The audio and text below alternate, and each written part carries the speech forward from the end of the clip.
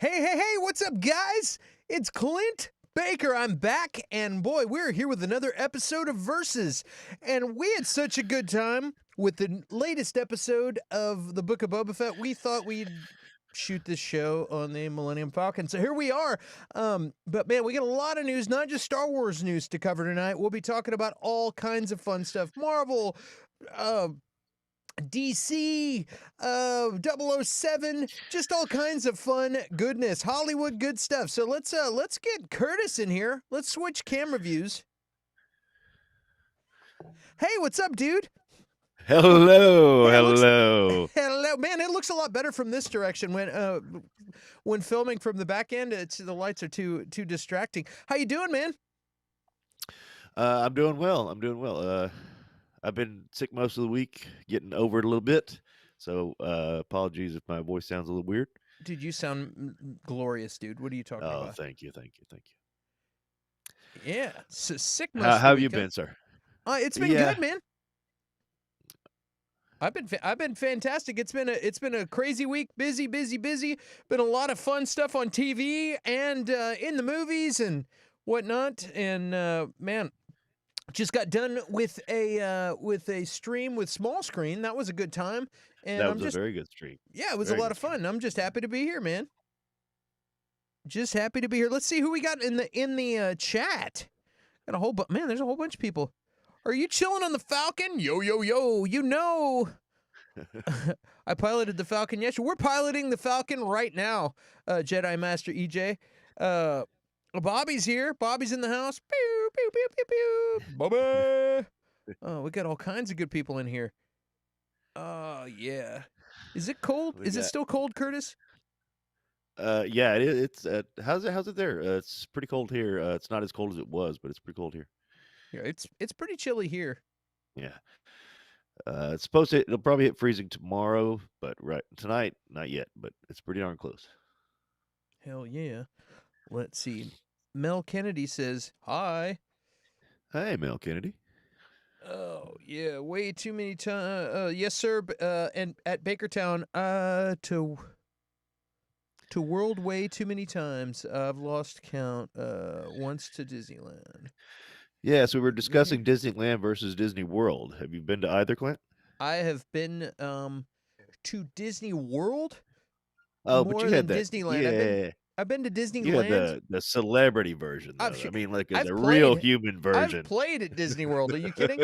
I did all of Disney World in like 45 minutes. It was great. Yeah, that doesn't count, though. I'm talking Yeah. about the human version. Now I went to like Disneyland. I don't remember. We didn't go ride anything. I remember going in the area of Disneyland. I think there was like Legoland around there, like giant Lego Yeah, that's. store and stuff. But we didn't I actually really go. want to go to. Go ahead. I'm sorry, sir. I was gonna say we didn't actually go to Disneyland and enjoy it like we did at Disney World. Yeah, that's why I want to hit land because our family's huge Lego freaks, so I want to go to Legoland as well. But I've heard that Disney World is better. Jedi Master EJ says, "I didn't expect Clint to be Chewy. Are you kidding? Look at this chest hair." Yes. Plus I get that giant crossbow thingy. Mel says it's snowing in Pennsylvania. Be careful up there. It's supposed to hit. I mean, I'm sure you know, but it's supposed to hit bad coming y'all's way. Really? Yeah, they got Like that. bad? Yeah, like for the Northeast, that bomb cyclone or whatever may or may not hit, or it's going to hit, but depending on how and where it's going to be, it might be bad for some folks. No, that's no good. She asked favorite movie to watch during a blizzard. We've never had one, so I couldn't tell you. But our lights were out last year whenever we had a Texas blizzard, but so I couldn't tell you. Yeah, it was quite a blizzard. A whole 3 inches of snow wiped out the state. Yeah, it didn't take much. It just completely knocked out our power grids. People didn't know what to do. They were like, "What is happening? It's the apocalypse." People had no idea what to do. Yeah, we did. Yeah, we went to, and here's how bad it was. I went to the stores after about 2 or 3 days, to get food. Obviously, we were lucky we had just gone to Costco beforehand, not even thinking about it, but meat and stuff. but the stored generators ran out of fuel, and so they threw out all the meat. Like, they legally can't keep it if they're not sure that it's good or not. So since the generators went down, and even though it was below freezing and stuff, like, all the meat was gone because they had to throw it out. So it was like I bought a bunch of tuna and spam and, did what we had to do. Very Hawaiian of you. Yeah, well, it was great. Taylor Dude, Gray's in here. Hello, Taylor Gray. yeah, hi, Taylor. I mean, I had fun during that. Like, everyone I know was just like had no heat and was completely suffering.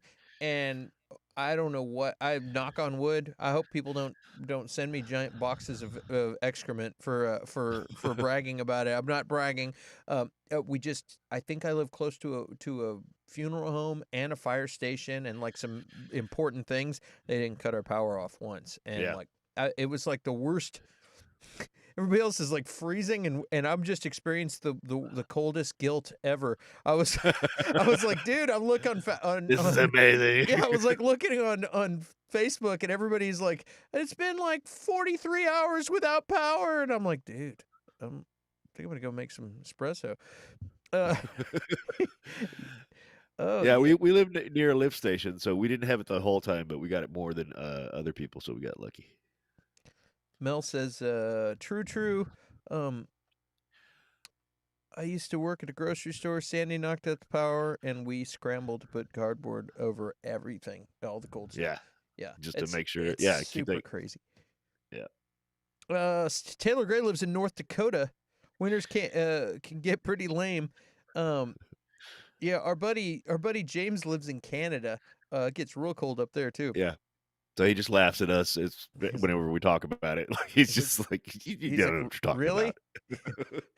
It's like, really? Wait, are you talking Celsius or Fahrenheit? He's like, Because that's yeah. pretty lame. You're like, yep. He's like, that's spring for us. Like, Yeah. that's not a thing. Well, speaking of spring, let's spring into action. Let's spring into hyperspace and see if we can Hashtag segue. yeah, we could talk about Star Wars a little bit. What did you think about this episode of Book of Boba Fett? We talked a little bit about it on small screen earlier today, so we won't harp on this too much. We'll get into other Star Wars news. But James lives on Hoth. Absolutely, that's funny. I have a friend of mine that lives in way South Austin, and we're both we're both Game of Thrones dorks, and so we like to say that he lives in Dorne and I live in Winterfeld because we both like live on opposite sides of town. Yeah. So anyway, yes, James lives on Hoth. Yeah, the Book of Mandalorian. Absolutely. What did you think about the Book of Boba Fett, dude? I Holy thought this was the smokes. best, the best episode so far, and it was a Mandalorian episode. So uh, I'm ready for Mando to come back. Boba's a great side character, but he proved that in the movies. Like that, I don't know why we're surprised. He was a side character in the movies. He's a great side character. Leading man, not so much. Mando is a leading man. Absolutely right, dude. Man,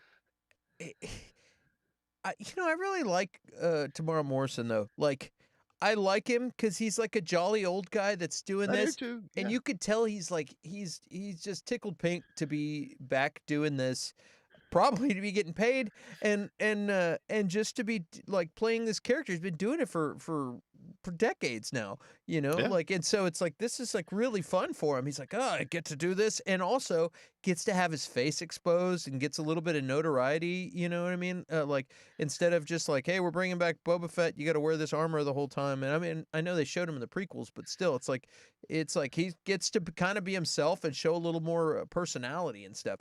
Uh, I think it's really cool, and I think it's cool that they're changing Boba Fett a little bit. Like, I don't mind seeing an older Boba Fett that is changed a little bit.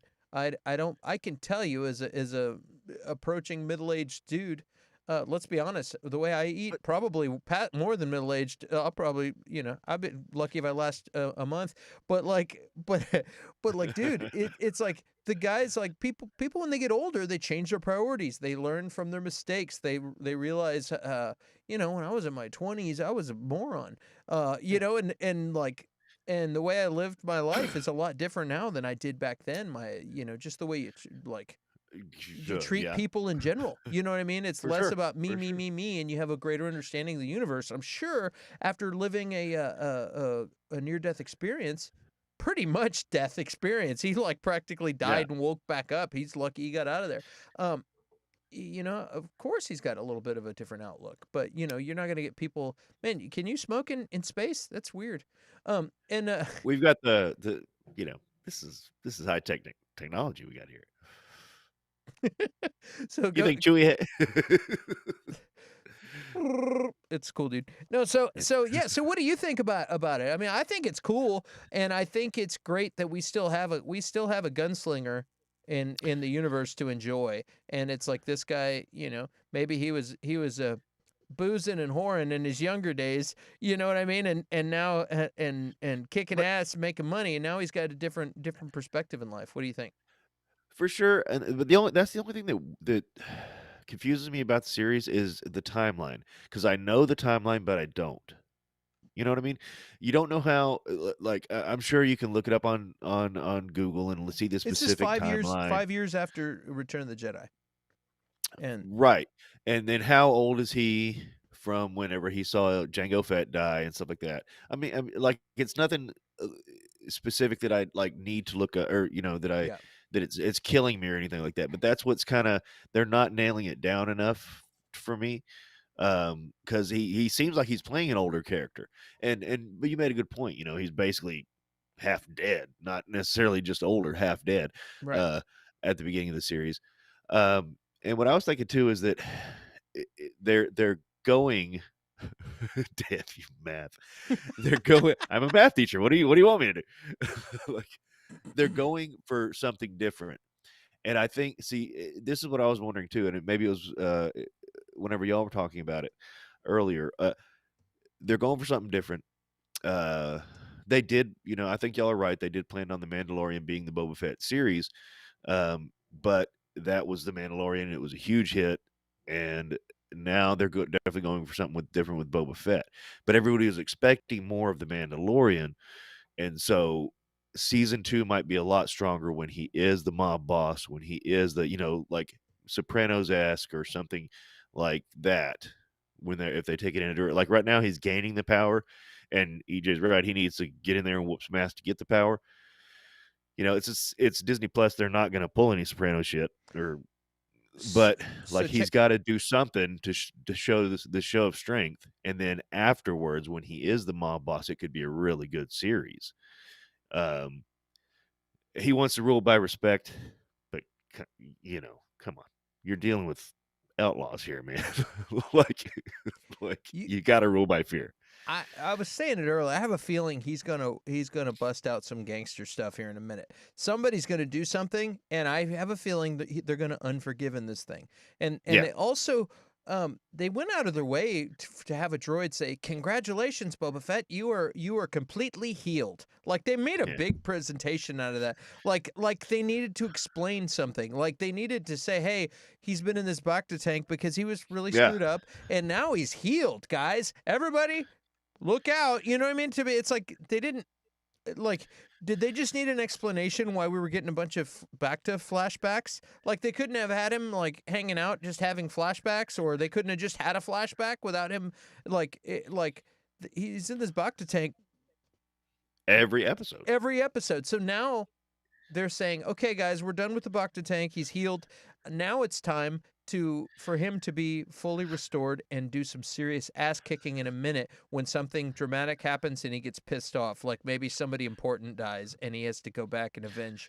I think that something like that might happen, and I think they're gonna unforgiven this thing because he used to be a super badass, and it's either that or they And he's said. trying not to be. He's Trying really not to trying. be. Yeah, that's the whole point of this show. He's really trying not to. He's trying to be the good guy, and somebody's going to push him. It could be something as simple as he got everybody to promise that they wouldn't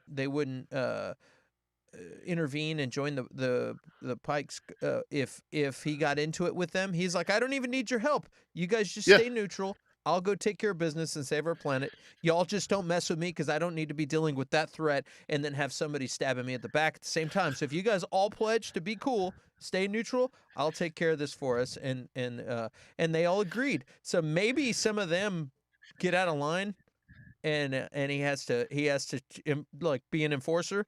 But I have a feeling something's going to happen. I don't know. And just so we know, Jabba the Hutt died 4 ABY, which is after the Battle of Yaris, and Jango Fett died 22 BBY. So Jabba died. The events when he fell into the Sarlacc pit were He's about 40. were 26 40. were 26 No. years Okay, after go ahead. we're 26 years after Jango Fett died, and he was probably 10 years old when Yeah. his So his he's dad died. So he's got to be he's only in his 30s, which doesn't add up. no. He's about 40. Because he was about 10 when Jago died, and then you add it was 26 years to that. 27. Yeah, that's 36. And then he was 5 years with the Tusken Raiders, so he's about 41-ish. So he's younger than I am. Well, maybe not. I mean, we don't know. But he's covered in acid, so it's yeah. And the actor's not. The actor's that's not. what I'm saying. He's the like character 60. is. Tamara Morrison's like 60 years old. But yeah, he I think what they need to do. I think you're right, and they need and if they're not doing that, they need to. And at the same token, since they brought the Mandalorian into this, and everybody's just including myself, just like so excited. It was such a great episode. Shit needs to go down, and she said we need muscle. Bring in Mando, and Mando's going after some big dog with the dark saber, and Boba needs to go. No, I got this, and tell Mando like that's what they need to do. Like be like no, like get out of the way, step back. It's either that or he's gonna go out and save everyone. You know what I mean? Like he's gonna end up going down in a blaze of glory, saving everyone, like being the hero. But which is a nice. They gave him a little episode. They let him. He tried to be the good guy, but I think really that's what it's gonna be. Like it's like, man, he's trying so hard to be good. Maybe, but they can't have him go out like that with the show being. I mean, I don't think it's as horrible as a lot of people think, but like they got to at least have like a they can't have him go out like that. Like, they're just gonna bring him back. Tamara Morrison's gonna be like 90 years old. He's gonna be like, all right, this time I'm really gonna. But it'd be funny if he'd have just got. What if they'd just had the Sarlacc suck Slave One in there, and it would have just killed him, and he would have died, and him and Fennec Shand would have died in the Sarlacc pit. Like, dude, all that you went through, you escaped the Sarlacc pit only to get sucked back in. Like, there's only 4 episodes in the in the Book of Boba Fett. Mel asks what platforms we're seeing the comments on. Facebook and YouTube. There we go. You spin me right round, Sarlacc right round, like a record, Sarlacc right round. They need to do that on Disney 21 Plus. See, we don't have that. I think that was a joke. Where? Oh, okay. Yeah, something. Oh yeah, Mel's in PA. Yeah, you got the same Disney as we got. A lot of shows need to be on some format like that. Mel, I agree. They need that and for sure. So you can get a badass Blade. You know what I mean? Have a Blade movie showing on this this Disney thing. Yeah, the Sopranos stuff. Exactly. Well, on let's talk about some other Star Wars news that we got. Star Wars Ahsoka. Mary Elizabeth Winstead Dawson in the Disney Plus series. Mary Elizabeth Winstead has joined Rosario Dawson and Natasha Lou Bordizzo in the Disney Plus limited series Star Wars Ahsoka, which I'm super stoked for because Natasha Lou Bordizzo is playing Sabine Wren. But who the hell is she going to play? They haven't said. Sources close to the project have confirmed on Deadline. In the limited series, Dawson stars as Ahsoka Tano. After making the Star Wars, Clone Wars, and Rebels characters in live action in debut in The Mandalorian, while Bordizzo is taking on the character of Sabine Wren from Star Wars animated series, details on Winstead's characters are being kept under wraps. People are speculating all kinds of things. I think it's going to be Hera, the Twi'lek. Like she's gonna. I think that's who it's probably going to be. Who flies the ship that they all roll around in Rebels. I don't know if you've watched much of Rebels or not, but she's the only missing link out of the that's the crew that hang out. So I think that's who it's going to be. But Okay, that makes sense. yeah. Or it could be somebody else. Maybe it'd be some dark, like some Sith character or something. That would be fun. Well, Ahsoka. supposedly they're chasing Thrawn, which is going to be really cool. Yes. I have not kept up with Rebels, but was watching some YouTube videos, and apparently Thrawn has one of Ahsoka's friends Mhm. at the end of the series, and that's where Ahsoka's going to pick up. Yeah, it's Um, what's his name? Kanan Jarrus's Padawan. I'm just having a brain fart right now. Of course, I don't have the stupid. Let's see here. it's okay. It's the guy, the one guy. The guy who played Aladdin in the live action is going to be Ezra Bridger is his name. Ezra Okay. Bridger is going to be is like basically at the end of Rebels. Spoiler alert. Mhm. He's a badass young Jedi, and he ends up going into hyperspace with Thrawn and getting out of there and basically saving the rest of the gang. And so now, pretty much what it seems like is that we're gonna have Sabine and Ahsoka and Hera all looking for Ezra Bridger, which is super cool. Mhm. Which could lead into the. They should make the Thrawn trilogy movies. I'm gonna actually re-listen to them on Audible. The original ones. I didn't even actually know there was a second one. Um, but I read the originals and Outward Bound, and they're awesome. But it's been a million years, so I'm re-listening to them on Audible. Uh, The first Thrawn is super great. It's yeah, really good. I love that character. yeah, He got cast recently. It's Lars Mikkelsen is going to be playing Thrawn, and he's yes. fantastic. He's the same one who voiced him in the animated series, and he is just so cool. If anybody's got bored and they want to go listen to, I can get rid of this graphic here. If anybody wants to go have a good time, they can check out go to on YouTube. There's a channel that just does Thrawn quotes, and it's just his voice that's like, people think that fitness is not important.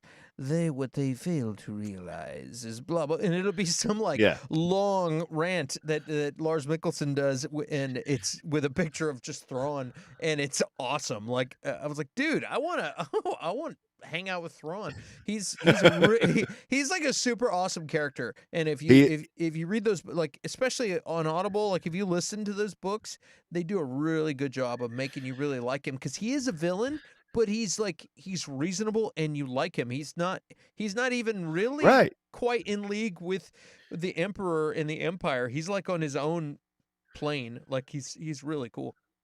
Yeah, like the Empire and Palpatine and stuff are like evil and the power and blah blah blah. Thrawn's like logic and politically like y'all been screwing over the Outlanders forever, and like we're gonna like fuck y'all shit up. And he's all logic, and he will even let himself get fucked over just to win because he understands that he's like he doesn't mind taking one for the team if he knows that it's serves the greater purpose. Like he's Right? like Yeah. zero ego. It's all like super planned and like it's just super cool. It's all logic and strategy. He's a really awesome character. So he's like Putin. Yeah, he's awesome, dude. Go check out some of those quotes. It's really good. Yeah, so I'm excited, and Hera Syndulla is the pilot, and she's an awesome character too, and so I think it could be very cool. And if you watched, Yes. yeah, I think it's going to be very cool. When and like I said, they should lead up to it with certain series, but these should be the next movies. If they do it well, which it seems like they're going to, like we don't need another Skywalker saga. Like that was one things that was so refreshing about the books as well, is like that they didn't like prey on all that stuff. It was in the same universe but a new story, almost completely new story. Uh, and like that, those should be the new movies, the Thrawn trilogy. Yeah, if there's any lesson that should be learned, it's like look at Rogue One. Yeah, Smashing success of a movie, fantastic. One of I've said it earlier today. It's one of the top 3 Star Wars movies for me. I yeah, love Rogue One. I think it's fantastic. And then the Mandalorian series has been fantastic too. So it's like right. it's like it's Same universe, same new universe, stories. different characters, new stuff. We don't have to run into the ground. We don't need Yeah. cameos from people that we've been loving since the 70s. It's like, let's get some new stuff going. Thrawn. Thrawn. THR. There, I'll put it in there for you. Yeah. Thrawn is the character. And there's some books on Audible, and they're the Thrawn trilogy is spectacular. They didn't give him I noticed they didn't give him the red eyes, did they? In Rebels, I haven't seen Rebels, but the pictures that I saw. I'll show you. That dong, da dong, dong, dong. It probably sounds like I'm saying throng because of my nose. Oh, he does have red eyes there. Okay, Oh yeah. but like full red eyes. On the book covers, it was always like full, just like red in the eyes, and it was like, oh my god. Here it is.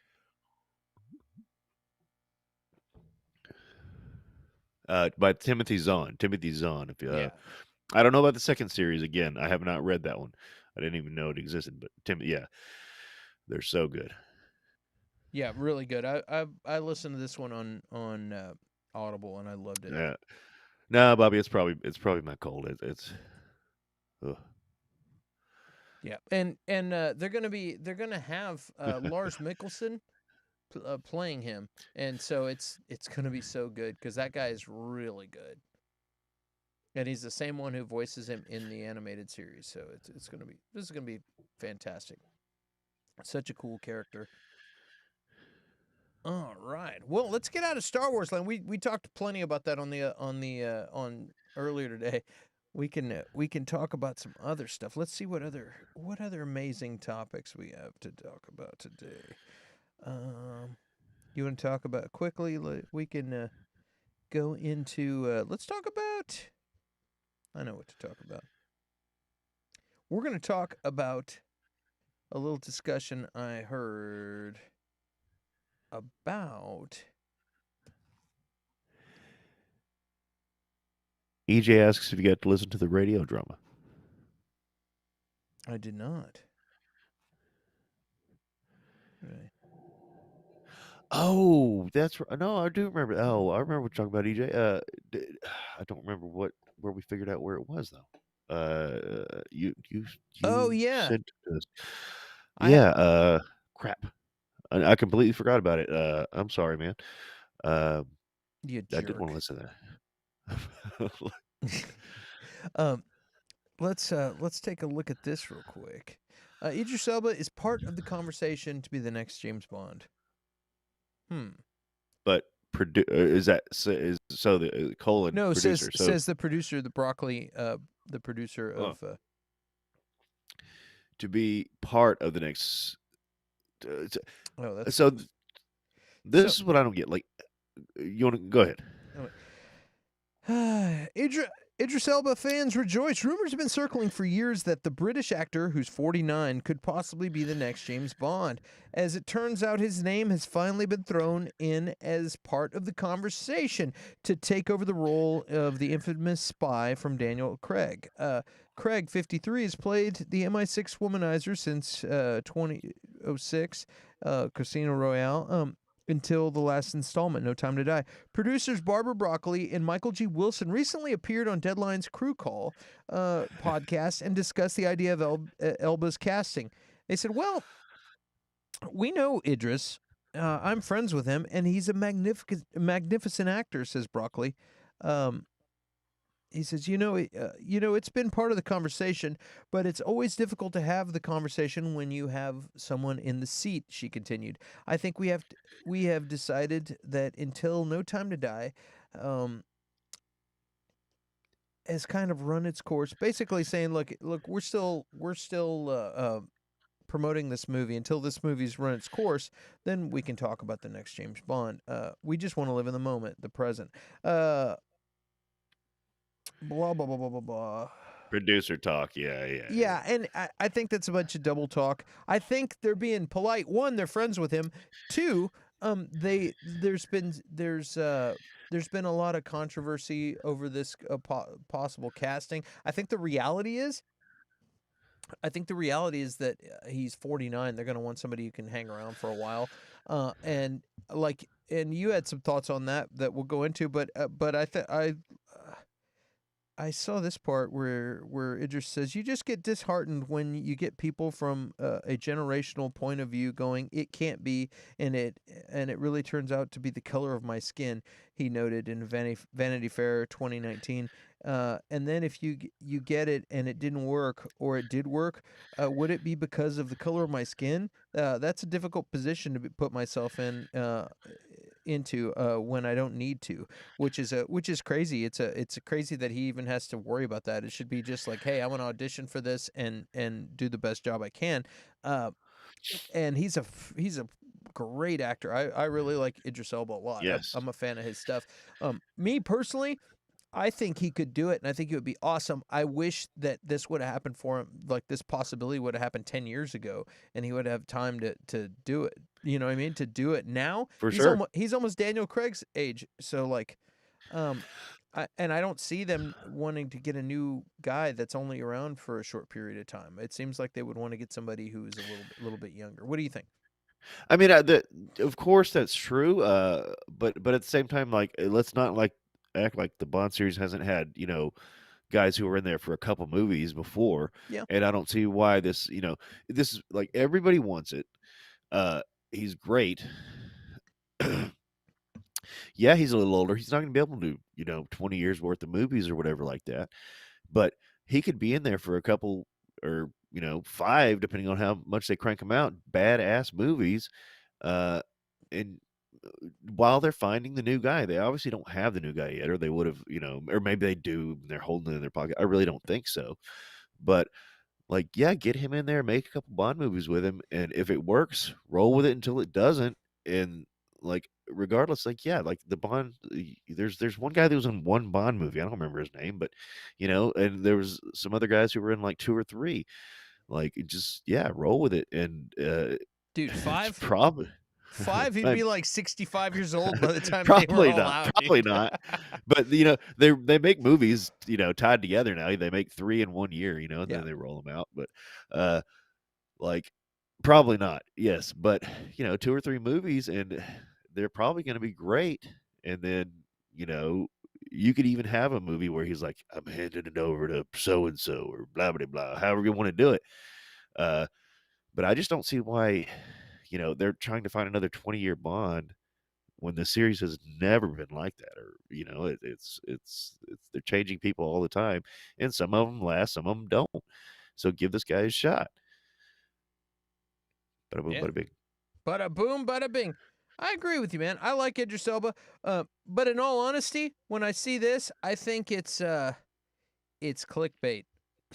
That's bait, I think. You know what I mean? Somebody heard. Probably. Somebody heard the producers saying dude, I like Idris. He's my friend. I think he could I think he could do Bond. But we shouldn't be talking about this right now. We're still promoting the last movie. We shouldn't talk, and it's like, okay, let's move on. I think they're being polite when asked And about it, and because they got put on the spot and they know Idris and he's awesome, and there's no reason for them to say no.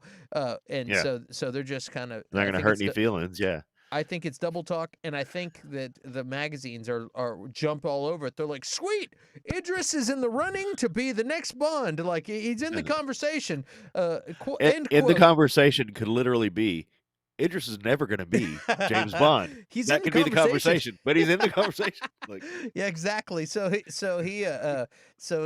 the deal. I think a bunch of people were excited that they're going to get a lot of clicks and sell some ad space by Yeah. having this conversation.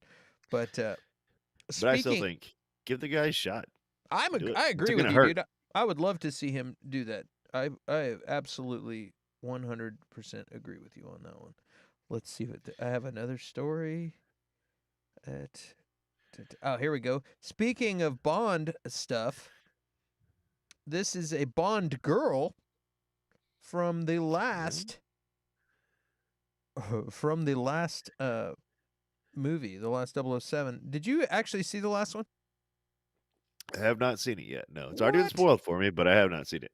No, Jedi Master EJ, we're not talking about Cavill. He's not in the conversation. Cavill's not in the conversation. Cavill's not in the conversation. But you know who is in the conversation? Edward Lauder. Edward is not going to be. Where's the... Oh. And yes, Mel, Norman Reedus should be the next Ghost Rider. That would be perfect casting. Hey, I just lost my... What is going on? I'm missing one of my things here. Give me just a second here. I'm having a technical situation. And whenever it comes to like Bond in general, there's we've talked about there we go. There we go. Fans sue the movie yesterday after they realized Ana de Armas didn't make the final cut. Did you see this? Did you see this movie yesterday? I almost watched it the other day. I love the trailer to this movie, and it looks really fun.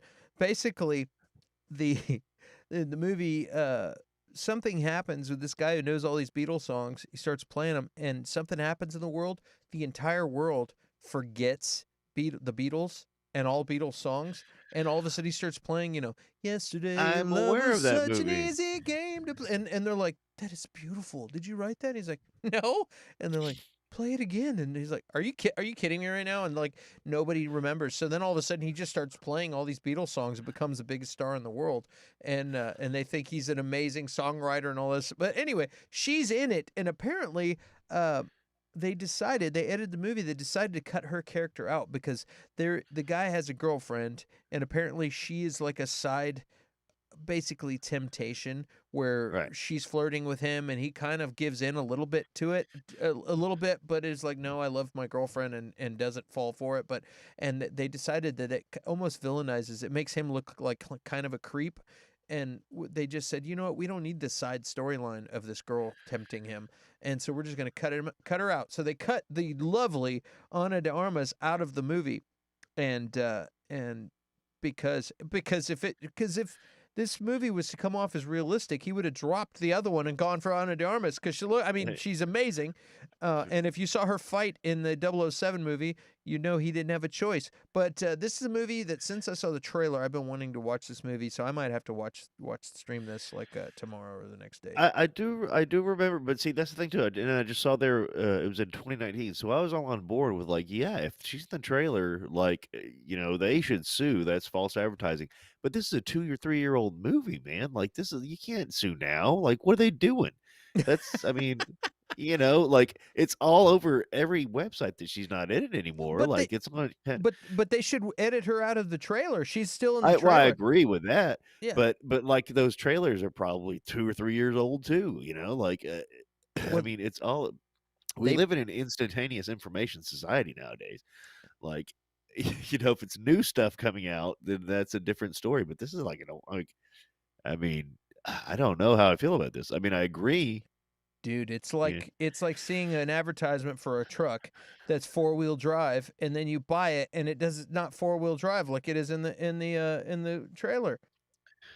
Well, yeah, it They is. promised But if you're the buying a level. used car that's 3 years old and everybody's It's like, not, "Hey, you know what? That 4-wheel drive in there, but it's still it new ain't to in some there." people. Still new to some people, and people. Like, there's nobody else recognizable, and they're basically saying, you know what?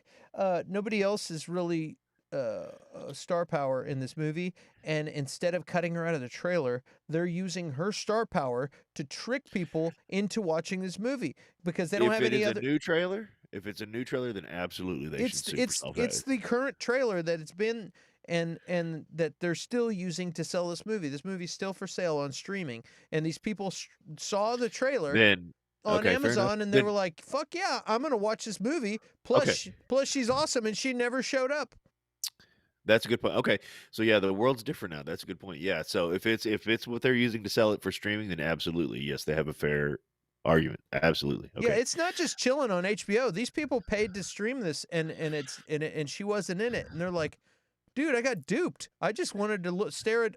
I just wanted to pause it and on Ana de Yeah. Armas, because I'm a creeper. And no, I'm just Yeah. kidding. But no, like, I don't know. Like, I think they're. I mean, it sounds But like it is it's straight up false they're advertising. making a It's point. straight up You know what yes. I mean? When they're Yes. doing this, they're Yeah. making a point, and because Now nobody's that worried about now their $2.99 that they spent streaming this now movie. but okay, they are making that so it's a valid argument. It is false advertising. Now, here's the thing though. Whenever they put out false Marvel trailers from here on out, is that going to be the case? Like Oh, when they that is an showed excellent Hulk question. Hulk running in Infinity War going for the fight, and it wasn't Hulk in the movie. It was Banner in a Hulkbuster thing. The trailers were completely different from the movie as a way to throw you off. So if this wins, we like they do that now because Yeah. to help us fans, like I'm not saying that these people did, but uh Could they could they set a that's a straight up precedent? Could they set a yes for precedent? Yeah. sure. Because I'm a Hulk fan. I want to see that movie because I want to see Hulk fight Thanos, and blah blah blah, and get his revenge. And it never happened. I want my money back. You know. Yeah. So, What ooh, did what did you miss? Rajneesh wants to know, what did he miss? We just went into oh, get hyperspace. Raj in on this. Yeah, Yeah, Raj, check this out, Raj. I keep trying to scroll on this. Uh so he just wants to fans keep sue the touching movie Anna. yesterday after they realized Ana de Armas didn't make the final cut. This has been around. This story's been around. So, long story short, if you haven't seen it, I'll give you the super condensed version of this movie. This guy plays a bunch of Beatles songs. The entire world forgets about the Beatles, like Peter Parker style. I think Doctor Strange must have done some kind of spell, and the whole world forgot about the Beatles. And yeah, and so there you go. So this guy becomes a super huge star playing Beatles songs, and there's a storyline where there's this gorgeous woman who tempts him, temptress who tempts him, and he kind of likes her a little bit, but then he realizes he loves his girlfriend, and he doesn't go with the temptress. But they thought it made him look like kind of a sleazebag talking to Ana de Armas on the side, so they edited out that storyline. They decided it wasn't necessary, and what ended up happening is that she's in the trailer. So these people are seeing the trailer and deciding if they want to stream this movie on Amazon or whatever streaming thing that they're using, and then decide to go for it because maybe they saw Ana de Armas in the 007 movie and she was so awesome that they're fans now. And then when they watch the movie and they're like, "What the hell? I watched the whole movie. She never showed up. Where is Ana de Armas, my favorite Cuban? Like, she never And showed up." wasn't she the girl in Dune? Or I'm sorry, no, Blade Runner 2049. Wasn't she Yes, she was the? in Blade Runner 2049. Yeah, I fell in love with her in that one. Yeah. Raj, that's the point. She's in the trailer, but she wasn't in the she is in the trailer. That's why they're suing. False advertisement. And the reason is because the other people in this movie they're claiming that the other people aren't very famous, but that she's a big star now because of all these big movies that she's been in, and they're using her star power to get people to buy this thing. And which they edited that character out because they thought it was like people actually didn't like her that she was in it. I don't know if they did Focus groups or focus whatever. groups or Yeah, yeah. what, but they decided people don't like that side story. It makes him look like a scumbag. We should leave it out. And so now people are pissed that she's not in it because they're upset that they spent $2.99 on a movie that Ana de Armas wasn't in. It's clearly it's the point that they used her in the trailer. So what Curtis is asking is, does this set a precedent? Tell him what you're saying, Curtis. Well, I agree. Raj says, "Cool, got it, valid." Since it's false advertising, I agree. It is false advertising. They're saying they're showing you that she's in it, and she is not. However, the thing is, whenever they show exactly, wait a minute, Raj right on board with me. So whenever they showed Hulk running with the Avengers and during Infinity War and other things that were things to throw you off of what would actually happen, you could use that precedent and say, I went to the movie because of this scene and it was not in there. Um, but the thing is, like that, you kind of have to do that now with information being everywhere, with spoilers being everywhere. They do that stuff on purpose. Um, and Raj says Justice League should be sued for Unite the Seven, Shtick Two. Don't think I'm against it, but but that's the thing. So this is going to happen, whether you're for it or against it or whatever. like, um, Well, that's probably true, Kennedy. the statute of limitations for complaining has expired. That's yes, but that's it, it's going to be a thing. Like, and you need this kind of crap nowadays. I wish it wasn't true. Uh, It I it's don't. I have no idea, man. Like they are valid. Their argument is valid, and it's kind of bullshit that they're still using that same trailer after that long. But go ahead, Clint. I'm sorry. I was going to say it's an interesting question. What do you guys at home think about this? Let us know in the comments and share this video and tune in because we got a lot more videos coming. So let's move on to the next question. Bam, bam, bam. Bow, bow, bow. Ooh, let's talk a little bit. Speaking of Marvel, you want to talk a little bit about some Marvel news? Sure, absolutely, always. Absolutely. Boom. We just went into hyperspace, and now we're talking about the Secret Invasion set photos reveal first look at Amelia Clark. Thank you, comingsoon.net. That's a weird name. As let's close that pop up. All right. Yeah, make sure you pick the right one there. Yeah.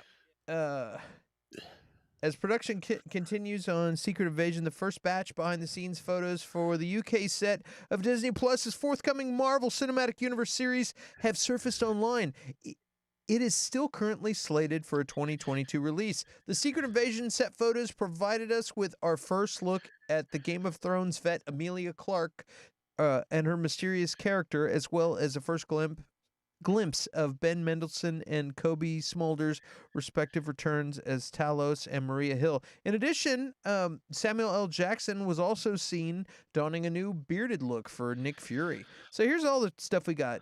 We see this. She's wearing normal clothing. We've all seen this stuff. If you've been on Twitter or Facebook, all this stuff's been out there. Yeah, it does. It yeah. Nothing.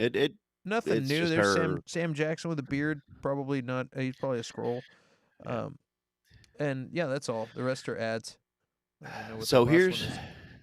So what do you think? What do you think about about this? so I'm glad she's in it. I'm surprised I haven't seen her in more stuff. But what really worries me about this series, okay, because Feige was on an interview saying he was like, this is not like so Secret. If you haven't, I'm a comic book nerd. Secret Invasion is one of the best crossovers. Period. I mean, I was wondering even how they would do it because they're in the comics it's like 50 years of comics and they spectacularly did it. With the movies, it's a little bit different. They killed a bunch of people off and stuff like that happened. Now, Feige said they're not going to do it like the comics. It's not what you're expecting from the comics. he said it's going to be like political and stuff like that. I was thinking that she would potentially be the Spider Woman character because they're not going to bring in Spider Woman for this movie. I don't know even know if they technically can because of Sony, so they had to create some other character. But now I'm starting to think Was that the Spider Woman scroll important in the comics? very, very, very much so in How that how so? crossover. Give us a You want me to mild spoil it? background. Oh well, I don't know. Is it a I big mean, spoiler? it's a very big spoiler for that crossover, but it's a 10-year-old crossover. But they're not going to bring in Spider Woman. I mean, period, because they might not even own the rights to her. Sony So may own the spoil rights it to her. because they can't bring in Spider Woman anyway. Nope.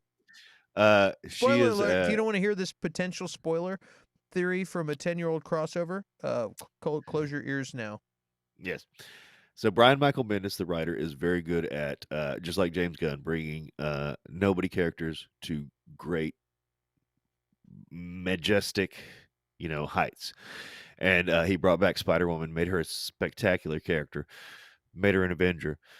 She ended up being Queen of the Skrulls, who took over whenever the secret invasion was occurring. She was the queen of them, and if they knocked her out, then the war would be over. They can't do that in Marvel or the Marvel Cinematic Universe. So I was thinking that maybe she would be the alternative to whatever, whoever they're going to make instead of Spider Woman, you know. But now I'm thinking, the more I'm looking at it, the Skrulls are not going to be the bad guys. It's going to be the Kree. If you watch the Captain Marvel movie, the Skrulls aren't the bad guys. The Kree are the bad guys. The Kree can look like normal humans just as much as the Skrulls can, and they're going to be invading, and they're going to have to fight the Kree instead of the Skrulls. So I don't know I mean, I've got ideas who she might end up being, but it's not as important of a character as I originally thought. And they're going to end up fighting the Skrulls, not the Kree. So they're flipping the whole series on its head. And he said it's not going to be this big shoot 'em up, bang 'em, which the comic was very suspenseful and thrillerish. But he said it's going to be more of a political drama. So it just bothers me that they're using the name of this spectacular badass crossover for something that's like, completely different. So I don't know. I'm starting to worry more about the series that I was very excited about. Raj says, studios should take fans and viewers' reactions into account in viewership. I draw the line when fans dictate what should be in a movie before it's released. Watch the movie first, then form an opinion. I agree. Did I miss something? What are we talking about, Raj? I don't know. What are you talking about, Raj? What is Mel Kennedy saying there? Random. Were you disappointed there was no Ender's Game sequel? I never saw the first one. I don't know. It just didn't grab me. I had never read the books as what either. What was it? Was it damn good? I know Harrison Ford was in it. Was it good? Mel, let me know. Oh, But that's all right. That's why you're here to talk shit, Raj. Do it. Yeah, dude, we're here. We're having beers with you. We are having beers. No, we're not going to ignore you. We want it all. It was good. Okay, I'm gonna check it out. Hell yeah. Hell yeah. Do you know? Did you hear why there wasn't a sequel? I mean, I don't know. I'm just unaware of it. I don't know anything about Ender's Game. I know that it's a huge. I'm aware of the novel. I know it's on the reading list for a lot of stuff, and it's a great, classic novel. I don't. I just, and maybe that's the point. Like the movie came and went, and Ass Butterfly. No, You said ass butterfly. I did. I'm sorry. Speaking of which, we'll be talking about Peacemaker in just a moment. Yeah, Asa Butterfly. Asa Butterfield was in it too. It was a pretty good movie, slow building but good story. Yeah, no, okay, I'm gonna check it out now. All right. The EJ's having whiskey. I wish I could have some whiskey. I like the hard stuff a little too much, so I got to be a beer man. Yeah, me too, man. Well, speaking of ass butterflies, boom! Peacemaker is the biggest streaming TV series in the world right now, as HBO Max originals gain momentum. Uh, Holy smokes! Well, this is Insider brings us this. HBO Max's latest DC Comics series, Peacemaker's gained momentum against some of streaming's most popular shows. The series, which is a spin-off of last year's Suicide Squad, was created by movie director James Gunn. Uh, was the most in-demand original streaming TV series in the world as of January 22nd, according to the data firm Parrot Analytics. It was 69.5 more 69 Times. times, yeah, 69.5 times more in demand than the average series. Wow. Wow. 70% more. Yeah. Wow. Parrot Analytics measures audience demand, which accounts for the interest in and engagement with overall popularity of a TV series. Holy crap! And that's enough of that. But like, um, just it's insane to me that the movie flopped so bad, and now this thing is just kicking so much ass. But it's not really that insane to me if you've watched the show, because the movie Suicide Squad was kind of weird. It was fun, but it was kind of weird.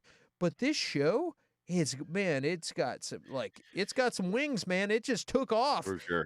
Like it started out. I said it before. I started watching the show and I was like, man, this might be a little bit too South Park, Family Guy for me. In which I'm all about dick and fart jokes, but Eastbound and Down is one of my favorite shows ever, which is crude as can be.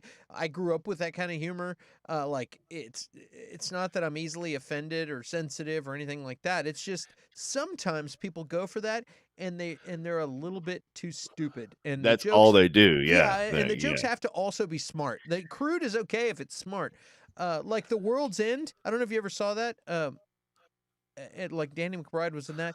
It was a I've little bit seen it, but it was, yeah, I it was was a kind of little like, just eh. too stupid, and Yeah. yeah, and so it was kind of like that, and like they even had one of the episodes directed or written by one of Danny McBride's best friends who creates stuff with him, Okay. and so I was like, oh, that's a fitting co-writer on this thing, but yeah, it was like totally made sense, but the show's just turned out to be good. There's a lot of Very. subtleties, a lot of like character development and subtleties that you notice, expressions, and it's like, dude, this is a lot deeper than it looks on the surface. You know what I mean? And you get a feel for that as it develops. And there's ass butterflies. What do you think about Peacemaker? And are you surprised that it's so in demand according to Parrot Analytics? So I'm not going to talk about spoilers because Raj says they don't have it across the pond. But it, I'm kind of surprised because um, it's a WB property. Not to be mean to WB fans or or DC fans or something like that, but there's all those Marvel shows out there and all this stuff like that. But also at the same time not surprised because it's such a damn good show. I mean, it's they take a character that you hated from the Suicide Squad and they make him a lovable and like you care about this character. You see the struggles and the pain.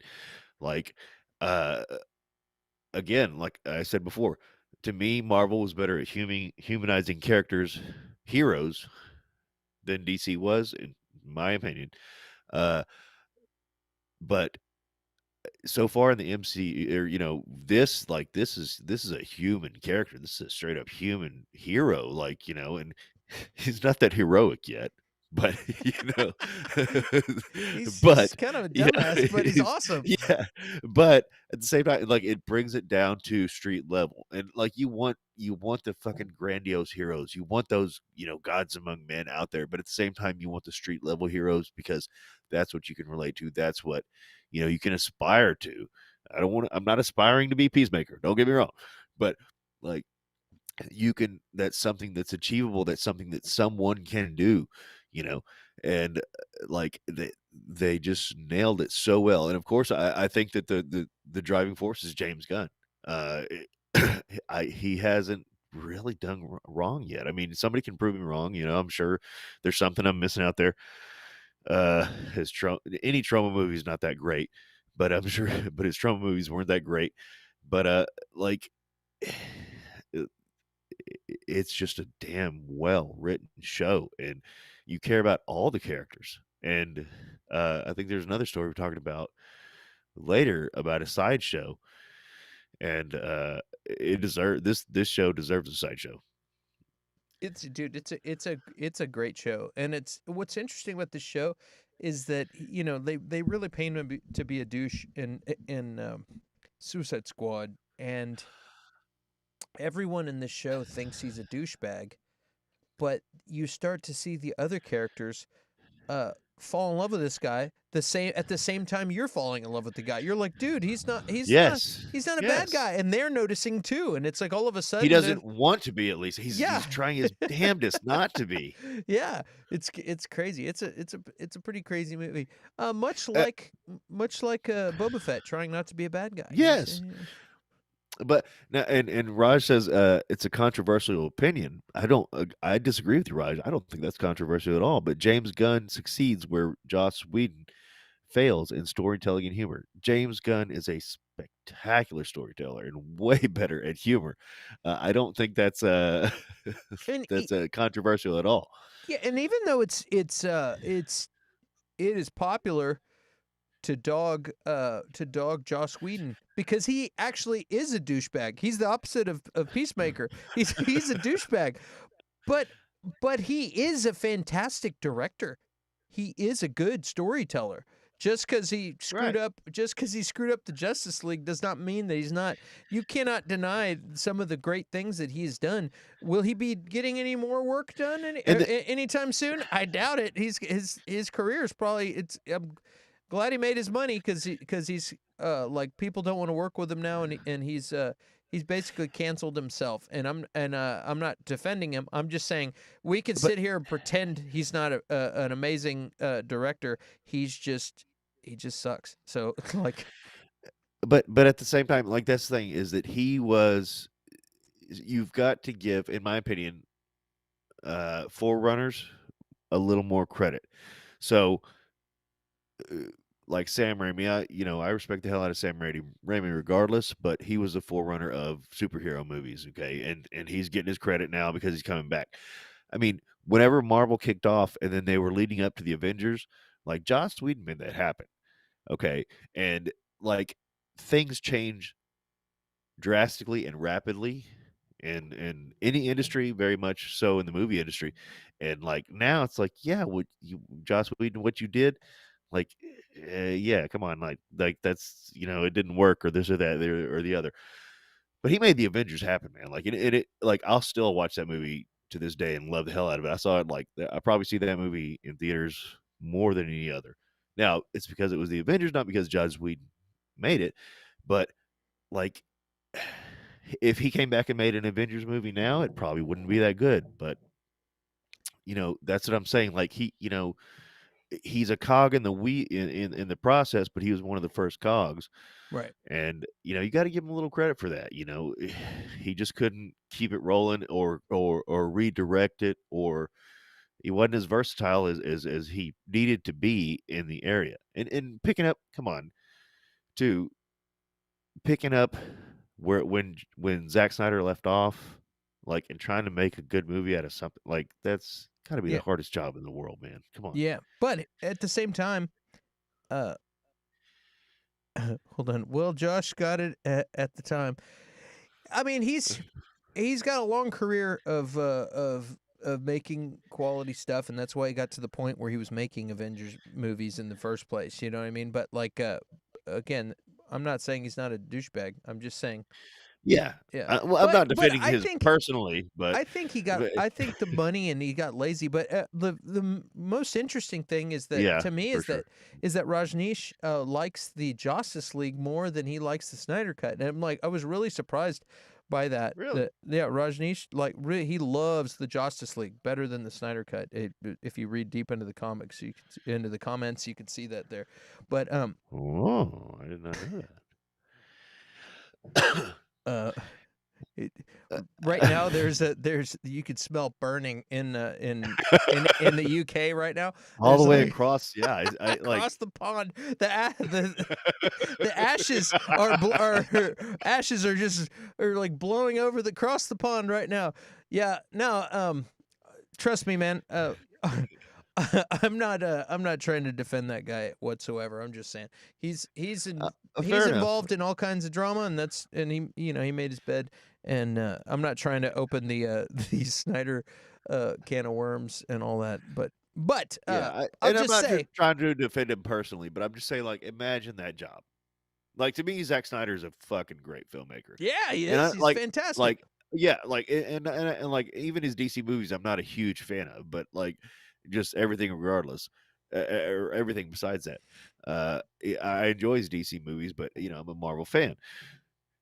Taking over, especially if you're a Marvel guy, Dude, from I mean, come on, like taking over anybody's job, period, and like and trying to do, from what I understand, he was already involved as a consultant and whatnot. But this is a long dude. We've got Snyder Cut fans in the house. Like this is a long played out yeah, conversation that's been going I on know. for It's years. We don't even need yeah, to open this can of worms this is right now. Like every I'm not week, yeah. I'm not trying to open this can of worms. Okay. I just merely said let's not act like the guy is talentless. But what I really wanted to go back and say is that I don't think comparing comparing the two senses of humor or is even like I don't think But no, they I do. We're not going to get into it, but I do see what Raj was saying. Or he had said earlier about the humor, and Marvel has kind of like grabbed onto that humor but and James Gunn's ran with it. humor and like James Gunn by nature is darker is like Yes, dirtier that's like yes, South Park, you know what I mean? yeah, And he for sure. wants that's the sandbox he wants to play in, and he has to tone it way down for Guardians of the Galaxy. Like way Yeah, they he basically he just does his thing, and they're like, "Hey, let's put it in this box. You're trying to play in this yeah, no, box. We need it in this box. Okay, all right. Well, I'm just gonna do my thing, and you can tone down whatever you want, Feige." And that's basically what they do with their people. So like and I think that's why he's having more fun. Like they're only gonna do one more. One more was that the article we were just looking? No, yep, but there is another it's article here that Marvel. Yeah. we're gonna look at while we're on in the conversation. Let's look at this. Boom. All right. This is brought to you by People Magazine. Director James Gunn says Guardians of the Galaxy Volume 3 is the end for us, which is interesting because I just saw, what's the actor who does Rocket Raccoon, who's Bradley Cooper. Bradley Cooper. I just saw an article the other day that he said that was the last time he's ever doing Rocket. So that makes sense because filmmaker teased the end of Guardians of the Galaxy franchise with the upcoming Volume 3 starring Chris Pratt, Zoe Zendala, and Bradley Cooper. James Gunn is ready to say goodbye to the Guardians of the Galaxy. The director appeared on Deadline's Hero Nation podcast where he spoke about Guardians of the Galaxy Volume 3 being the last installment of the franchise featuring the above people that we already mentioned, but I'm not going to say their names again. Ha! And the rest of the team and as fans know it. Yeah, so are they going to get other Guardians characters to pop in there? Like, I know you're the comic guy. Didn't the Guardians have multiple characters that popped in and out? Yeah, it Yeah. has several. Yes. I think he's saying, "Hey, I'm kicking ass in with Peacemaker." He's also there's supposed to be another DC spin-off series from Peacemaker. So I have a feeling that like James Gunn likes they're pretty much giving him free reign to do whatever the hell he wants. You know what I mean? Like he went ahead and like had a movie bomb. The Suicide Squad bombed, Right. but now he's got the most requested or most sought Show in the after world. show in the world. So he's like, okay, I had a little pandemic flub, but I'm proving that I'm badass, and basically they let me do whatever the hell I want because they're happy to have my Marvel pedigree over here doing stuff for him. So he's a happy camper. So he's gonna be This hanging out over there. Go ahead. this is the comic wars all over again. This is what Marvel and DC did. They stole artists back and forth. They stole writers back and forth. Like this is like it's the same thing, but now with the movies. Oh Lord. And now I'm driving. But that's the thing is that like it's going to be this way. James Gunn's the guy now. Josh Whedon was the guy. They stole Josh Whedon from Marvel and Josh, whatever the hell his name is. They stole him from Marvel, and then he went to see DC and fixed the Snyderverse. Like this is what they're going to do from here on out. It's going to be this way. James Gunn, whoever gives them more freedom, but see, it might seem like a bad thing, but that's the thing. These guys already have the money, and it's whoever gives them more freedom. The freedom is what gives us the good stories. Like we have to, like this is a good thing. Like allow these filmmakers to just keep jumping ship and going back and forth, and whoever allows the most freedom, because that's what is going to keep giving us these good stories. It's whenever the producers and the focus groups and the like Clint said earlier, the machine makes the movie. That's when they're not good. Okay, it's the not everybody's supposed to like it. Not everybody's going to like Peacemaker. Not everybody's going to like a lot of these movies, but it's an original idea. That's what we need right now. Like we don't need remakes. We don't need no interference. You're damn And right, so these dude. I couldn't have said it better myself. Like they're jumping back and forth for freedom. They're not doing it for money. I love it. I love it. I think it's super cool. That's like that means like and you know what's interesting is that Warner Brothers will win this battle. If you're Right. if you're like, I mean, granted, James Gunn does like to play. He likes to play in the litter box. You know what I mean? Instead of the sandbox, he likes to turn it into a litter box. So, Yes. so it's like, he's Marvel's, yeah. he's absolutely going to be more comfortable over there, especially since they're letting him do whatever he wants. But it makes me wonder if like Christopher Nolan's pissed off at like maybe they'll renegotiate, you know what I mean? But I can't remember if I think he ended up going with Paramount or Universal for another movie that he's doing about World War II, about the dropping of the bomb. Do you remember me talking about that? I do. I don't. It was one of those two. Yeah. I think it's about the pilot who drops the bomb or something. And I think that's what it was about. But anyway, like, but it makes me curious. Like you're like, okay, hey, why don't you come over to Disney? We'll take care of you. You know what I mean? Like, oh, or like, hey. Well, and what's good is it might actually force Disney to make like I said, just release our movies under Fox, or like Mel was saying earlier, Disney Plus 21 or 21 Plus XD years, some other version where we get these, hardcore heroes. Like it might force them to create that avenue whenever stuff like Peacemaker and like James Gunn's vision start taking off. Yeah, dude. I think you're right. Like, I mean, could you do MCU movies and just put them under the Fox label and pretend like they don't own it? Yes. Just pretend. We're going to pretend that we don't own Fox. Yes. They don't even have to pretend. They just release it on 20th Century Fox, and half the population's not going to know. You don't release it on Disney Plus. You release it on Hulu or something. Like life goes on. Like movie studios do that all the time. Why did you do this? Because we didn't want to soil our brand with potty humor, so we put it on the Fox label. Which is a different thing. But yeah, they can just be like 20th Century Fox still makes movies. What are you talking about? Huh? What? You could even say we don't want kids to see the Disney name. Just phrase it like that. Because grown-ups, we all know what time it is, but kids see the Disney name and they expect something from us, and we don't want to let down the kids because Disney is all about kids. Yeah. And Bobby makes a good point. She says Touchstone used to be Disney's Plus, like the Disney, grown-up version. Touchstone Pictures? That's what I'm saying. Like they've always had that. They're just like Acura's Honda's luxury line, or right. And shit like that. Like, well, yeah, they don't, but I think if they get the right talent, they can figure it out. Looks like James Gunn knows what he's doing. Right, they don't, and if they let artists run it, like Well, never let artists run it. I mean, It's looking weird, but dude. It's looking this Flash movie's going to be interesting. I'm interested to see. It's so weird that they're doing like you got multiple uh, franchises with multiverses and things like that. Now time travel and whatnot. They're gonna reboot Batman and all of a sudden, and it's just it's really strange.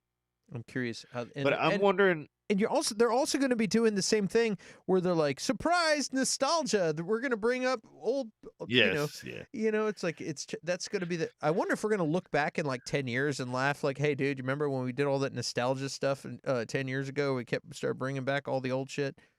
We're gonna laugh when our kids are going through that phase. Yeah. Like they're gonna be like, oh, they're bringing back this from my favorite show. I'm like, hey, did that when I was a kid, you loser. What are you talking about? Or actually, not when I was a kid. When I was 40, they did that. Like they didn't do it when I was a kid. Old bats, but we still have to have Ben Affleck sacrifice himself. So poor Batfleck. I like Batfleck. Speaking of which, I saw the Last Duel. That was an interesting movie. That was a crazy flick. Who did that? That was the alien guy. Ridley Scott did that. Scott. Yeah, Directed. really He was Scott. butthurt that it didn't do so well in the in Yeah, the but he's theater. hit or miss for me. Well, he's also old now, and he just says whatever he wants because he's like I think he's 80 something years old. So he's like, and all these damn kids on their phones. That's why the movie didn't do well in its first week. These damn kids are That's too busy looking at their phones to look up and watch a period piece like of a woman getting raped from 3 different perspectives. That's what happened. That was like 3 characters in this movie, and it shows all 3 people's perspectives, and it's the 2 people that are dueling each other. One of them like defending his wife's honor, and then the wife's perspective. See her get raped 3 times in 3 different ways, and it's like, wow, this is a hardcore movie, dude. Like, it's a gnarly movie. And it's Adam Driver, Ben Affleck, Matt Damon, and I mean the cast is really good. It's well made.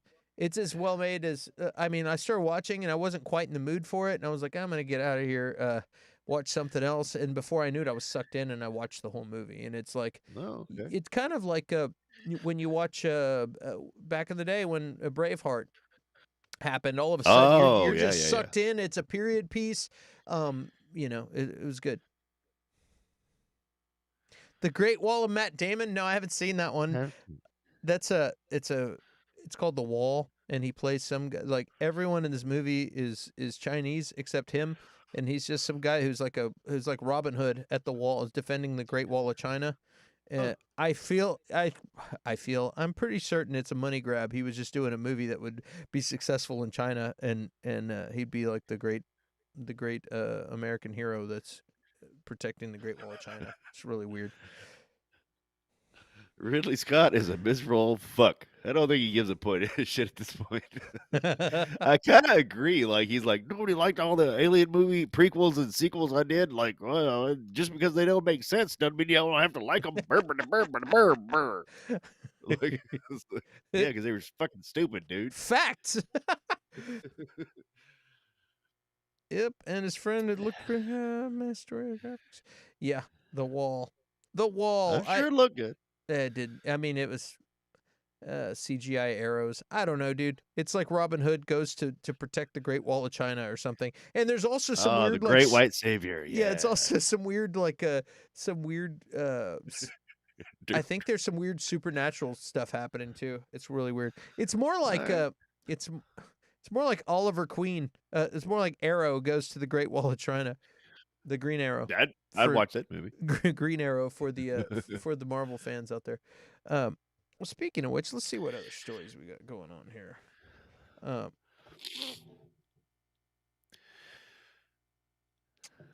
Oh yeah. Hey, you want to talk about some? Oh yeah. We'll get this other story too. Boom. James Gunn eyeing second Suicide Squad spinoff series for HBO Max, says Peacemaker has really good chance for season 2. Keep trying to So scroll with my mouse instead of my hand controller. There's another Suicide Squad spin-off series in the works. James Gunn recently told us on the up-and-coming episode of Deadline's Hero Nation. We're working on something else now. Another TV show that's connected to that universe, Gunn told us. I can't quite say. In addition, Gunn says... I hope it's Nathan Fillion's character. Oh, I think he died. Never mind. Never mind, he died. But they can do a prequel. They can do a Yeah, prequel. yeah, there we go. In addition, Gunn says about the second season of Peacemaker, which is recently dropped episode 5 today. There is a really good chance for that. Well, good.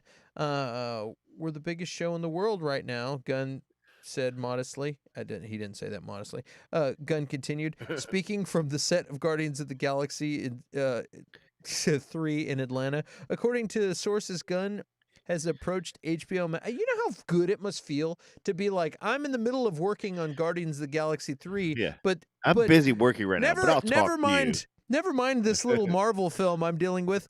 I have the biggest TV show in the world right now. Anyway, hold on. Action. And then, now what were you saying? Yeah. You know what I mean? It's like, Yeah. it's pretty good. When it's good, it's good. Yeah.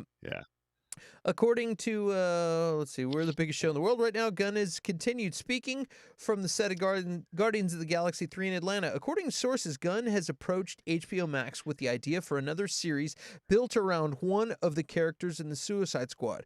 We hear the project is in the embryonic stages with nothing written or greenlit, but HBO Max is said to be high on it based on Gunn's enthusiasm for the idea.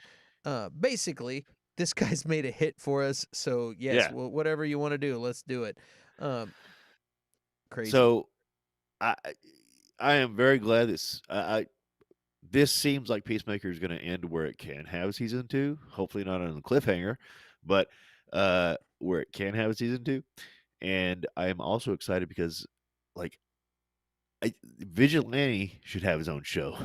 Like, honestly, Dude, and this says, while Gunn did not decisively confirm either Idris Elba's Bloodsport or Margot Robbie's Harley Quinn characters as the ones he's considering, it seems the two stars' schedules are too jam-packed to fit in the TV series right now. Now, those are the characters that you would think, because those are the stars, right? But that's not what James Gunn would do.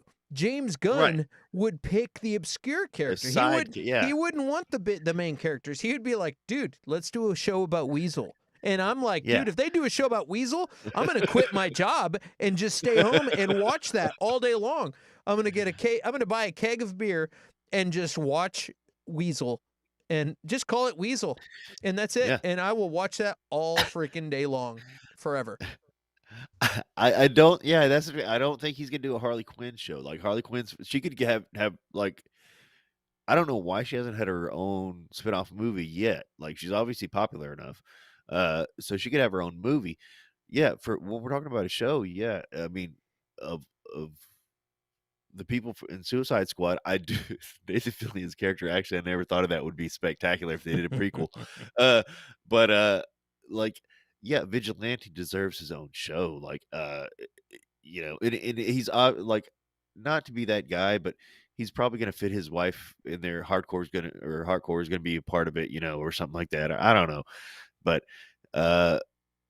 like, and she should be. She's awesome. Yeah, I'm not. Yeah. Yeah, you better not be knocking her. She's a great character. She's one of my favorites.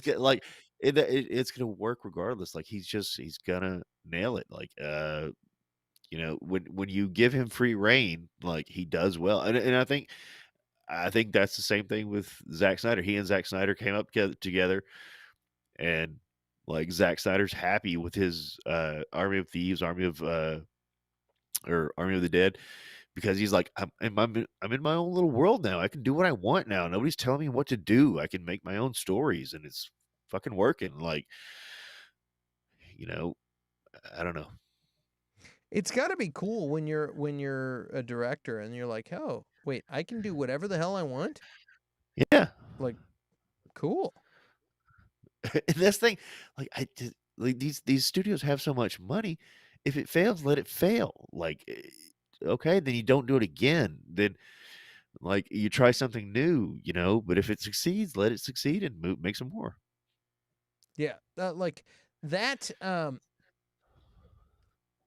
I mean, but I think Vigilante, a show with Vigilante in it, For sure. would be nuts. Like, cause he's proven. I thought he was gonna be like just some dipshit that hangs out in the background. He's kind of proven to be one of the best characters on this Yes, show. for sure. Like he's what do Like, you he think does. that what do you think the chances are that he could be the guy that ends up with his own show?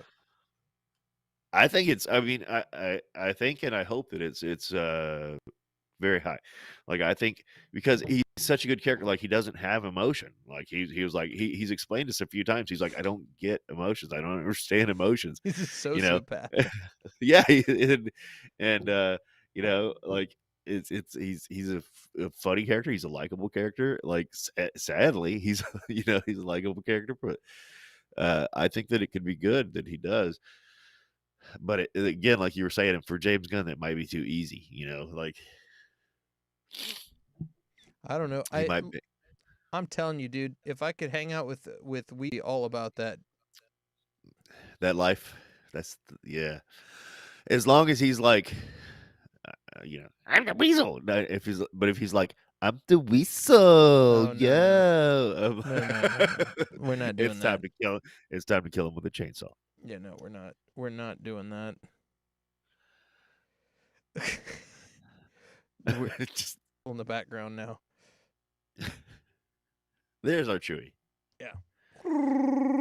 Um. Zack Snyder will be back and be given the reins to make DC movies. I think we all know that. Just a shame they didn't do that from the start. We said the Jew. Damn it, EJ. What are you laughing about? We said the juice. What is that? I'm the weasel. We's in the juice. Fucking Pauly Shore. I love Pauly Shore, but I don't remember that. I hate Pauly Shore. He's the weasel. I know you don't like Pauly Shore. What's wrong with you, dude? He reminds me too much of Tom Cruise. There we go. Boom. Okay. Yeah, he's hanging out in the background now. Dude, this is fun. We're on the Millennium Falcon. We got Weasel hanging out. Now we should do our surprise face with Weasel back there. All right. Yeah. Well, I hope we see a Weasel show. I would. Yeah, that would actually I'd be interested in that. He just goes and eats a bunch of children, The Nathan Fillion show would fucking work. Like he could that's the James Gunn. I'd almost give him free reign. Yeah, James, you can do whatever you want. We give you a pass for that. Well, let's see what other shows or topics we have to talk about. Get rid of that. Speaking of interesting things, there's so many good stories we got. Oh yeah, speaking of interesting characters that I really like, that I fans Sorry, defending Kristen Ritter after Jessica Jones recasting rumor. We got this covered. So you never know what you get with these guys, but we got this covered. Says there's recasting rumors for Jessica Jones. Yeah, so basically people are about to lose their crap because they're like, what? You're going to recast Jessica Jones? Have you started watching Jessica Jones yet?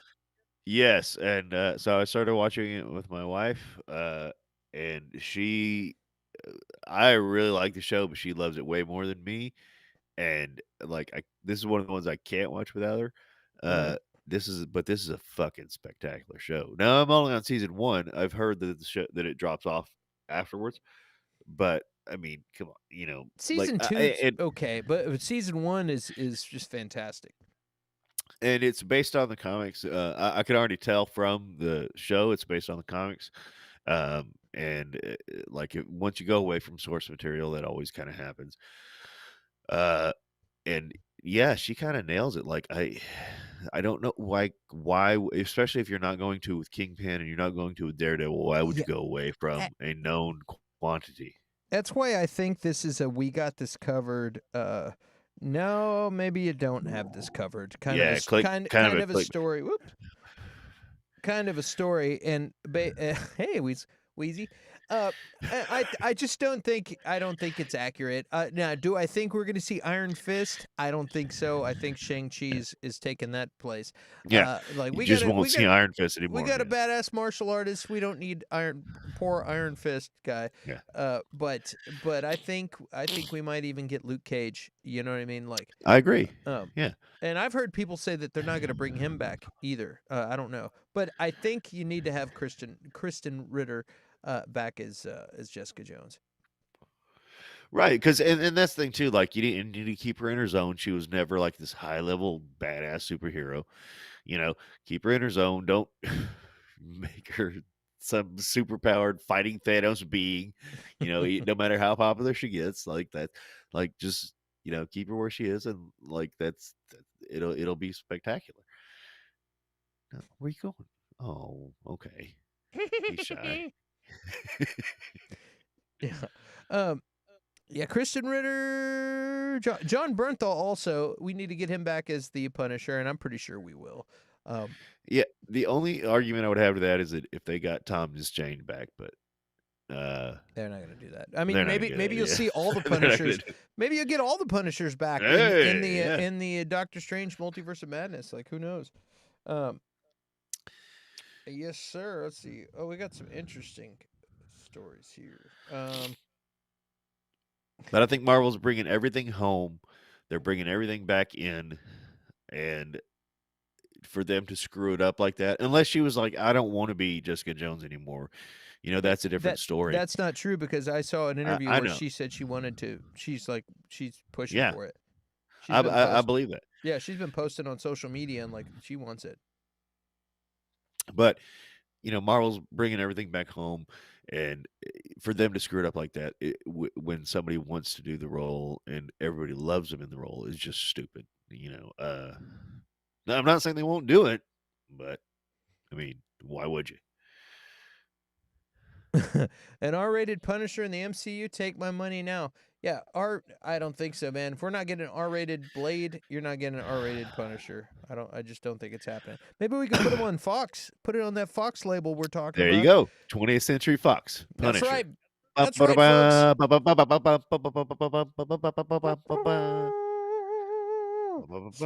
Speaking of crazy stuff, what do you think about this? Masters of the Universe movie lands at Netflix. Kyle Allen set to star as lead. Oops, I didn't mean to do that. I meant to do this. The long-awaited live-action Masters of the Universe movie from Mattel Films has landed at Netflix with West Side Story actor Kyle Allen is set to play He-Man. Oh, hey, Licorice Pizza. I still haven't seen that yet. Live action feature, which is eyeing a summer 2022 start. I'm down for anything Masters of the Universe. I'm a big fan of Masters of the Universe. Always have been. Will be directed by the Nee brothers, The Lost City, from a screenplay they wrote with Shang-Chi's scribe David Callahan.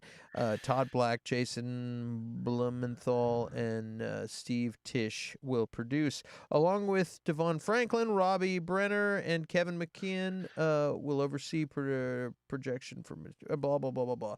Okay, the Masters of the Universe lore centers around an orphan named Adam who discovers he is a prince destined to be the savior of a faraway land.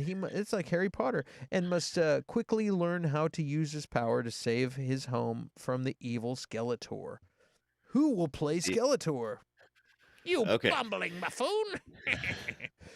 And now, go ahead. Go ahead. So here's the deal. I, as well, am a huge Master of the Universe fan. Okay, I love it. He-Man was the shit. One of my favorite lines from Ghostbusters 2 is whenever they're dancing around, they're like, "Who you gonna call?" And all the kids are like, "He-Man." It's great. But they said that this guy from West Side Story is playing the lead, and it doesn't make any fucking sense to me. Okay, this guy he's literally a ballerina. I'm not trying to be that guy. You can be Hey, about you want like to be I macho? look You look saying this guy no. in the picture right there Hey, can't handle it? my dog is named Swayze. Patrick Swayze was a fucking ballerina, okay? My dog is named Swayze. I am fine with a man being a dancer, okay? But this guy is not that guy. I looked up his stats. He's 6 foot, 154 pounds. He's It's not too fucking skinny. He-Man. You want to know who He-Man is? Yes, tell us. Jay Cutler is He-Man. Whoa, that is He-Man. That's fucking He-Man. By the- Four-time Mr. Olympia, Jay Cutler. Yeah, that's He-Man. Holy All smokes. He looks like he ate He-Man. like that's okay, this guy can play Adam. I'm fine with this guy playing Adam. But don't have him play He-Man and have He-Man. Like, they're going to cast this guy as Adam, and then they're going to put in Gina Carano as Tila. Yeah. And then she's going to end up whooping everybody's ass. Like, I don't know what are they doing here?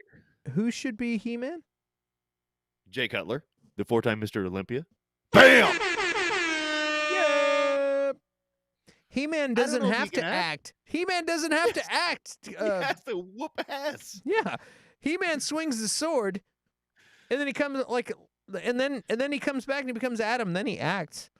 Yes, exactly. By the power of Grayskull, I have the power, and that's it. And then he just kicks ass. That's what you need. That's exactly what you need. Like, I mean, it doesn't have to be Jay Cutler, but it's perfect. It's just perfect. He was made for the role. And if they make some He-Man where he's like, oh, but look, I can do this and I can flip and I can blah blah. No, that's not He-Man. Even in the new Revelations, it was great because whenever Adam was able to get the power without the sword, He-Man was just this fucking force of nature that destroyed everything. Because the sword was like a conduit, and it was great because it's just he's just this raw, undeniable power. Exactly. He ate me and Cringer. And who knows if he can act. But what's great too is it gives an outlet to former bodybuilders who are past their prime, like The Rock, like John Cena, and all these wrestlers. They've got all these outlets because wrestling part of wrestling is acting. That's literally what it is. I was a wrestler. I'm not just making shit up. You have to be an actor and an athlete. So they have this outlet, but when you see, there's a great documentary. I think you just blew some minds. I don't think people knew you were a wrestler. Yes, I used to do professional wrestling. Yeah, and I love it. It's the perfect balance of athleticism and acting, and you have to play to the crowd. It's more like dramatic theater than it is. And if you watch it, it looks like a fucking soap opera. So it is more like dramatic theater than it is like a movie or anything. But it's a spectacular art form, and I will say that it is an art form. But these wrestlers have an outlet, but these bodybuilders don't. And I'm not saying that every bodybuilder can fucking act. Don't get me wrong. He might not be able to act his way out of a paper sack, but he looks the part. Give him a chance. Why not? Don't pick this 154-pound guy to be He-Man. I looked up his stats. He's 6 foot, 154 pounds. I'm 5'10" and 225, and I'm not a big guy. Dude, I'm 70 pounds heavier than that guy. I'm 6 foot, 6 foot and 222. And so Dolph Lundgren, the first He-Man, was 6'5", 261. Okay, that's a different story. And he even looked lean for He-Man. Let's be honest, he looked lean. He's too lanky. He was too lanky. Yeah. He-Man needs to be squatty like that, dude. That's crazy. That's He-Man. Yeah, that's nuts. Well, oh God, I hate Chris Jericho Kennedy. Yeah. What if you're right? He did get him going. What if you had What if you bleached Jason Momoa's hair? Do you think he could be He-Man? Yeah, he could probably pull it off. Yeah, I Because mean, like that's. I mean, it doesn't have to he's be a Jacob. Conan. He was played Conan. You know what I mean? Like You're getting into dark waters here, I'm just son. saying, you're getting into a barbarian kind of a situation. I wonder if he, but you know, if he's not, Jason Momoa could probably pull off a lot of roles that I think that you know. well, Jason Momoa. here's one that he might pull off. Boom, Jason Momoa in talks to join Fast and the Furious 10. Dwayne Johnson turned down Vin Diesel's offer to help close out Fast and Furious franchise with a return in the upcoming Fast Furious 10, which is expected to be a 2-part movie. He left an awfully big Under Armour base layer to fill. There are not too many actors out there who with the bulk, action, experience, and charisma to pull off the same sort of roles as The Rock. That's why he's one of the highest paid actors in the world.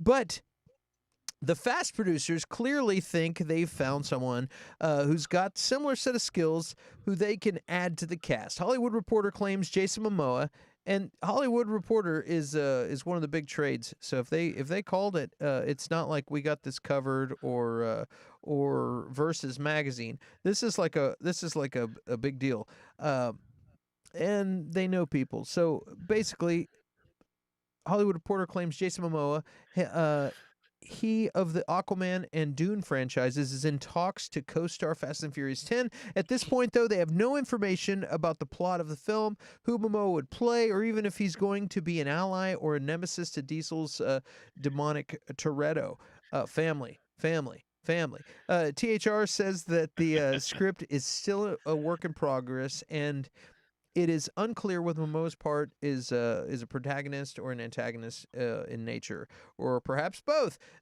like John Cena. Yeah, I think it's interesting, dude. I think that's an excellent pick. If you got to get some big guy to be in I agree. and think about like in Justice League and stuff, like Aquaman stuff, where he's just like, let's do this, you know what I mean? Or like, oh yeah, he's really good at like cheesy taglines, like all the Aquaman taglines that he had and stuff. Like, I mean, For sure. he's perfect for stuff like that. Well, yeah, Basically, what Arnold Schwarzenegger paved the way for all of these younger actors to be like, I could do this all day. Arnold Schwarzenegger invented all that shit. You know what I mean? for sure. Yeah, this is. I think this is a perfect fit. Like once you said to me and read it, like I'm surprised he has not been in one earlier. You know what I mean? Like it's just just a good fit. My man. But it's a really good fit, and I don't know about him replacing The Rock. Obviously they're not going to replace the character, They're but not recasting The Rock. You know what I mean? It'd be just like, hey, we need a buff guy that's cool. Who? So yes, they're replacing The Rock, but it's not like they're recasting him. It'll be a new guy. Exactly. Yes, that's okay. That's what I was trying to get across. Yeah, they're not recasting The Rock's character as him, but they're replacing him in that role. But I'm really surprised. Like he hasn't been in these movies earlier. Like I think it could be a very good fit for him. And and that's the thing too. He's a big star, but like besides Aquaman and what's the other thing you mentioned something else?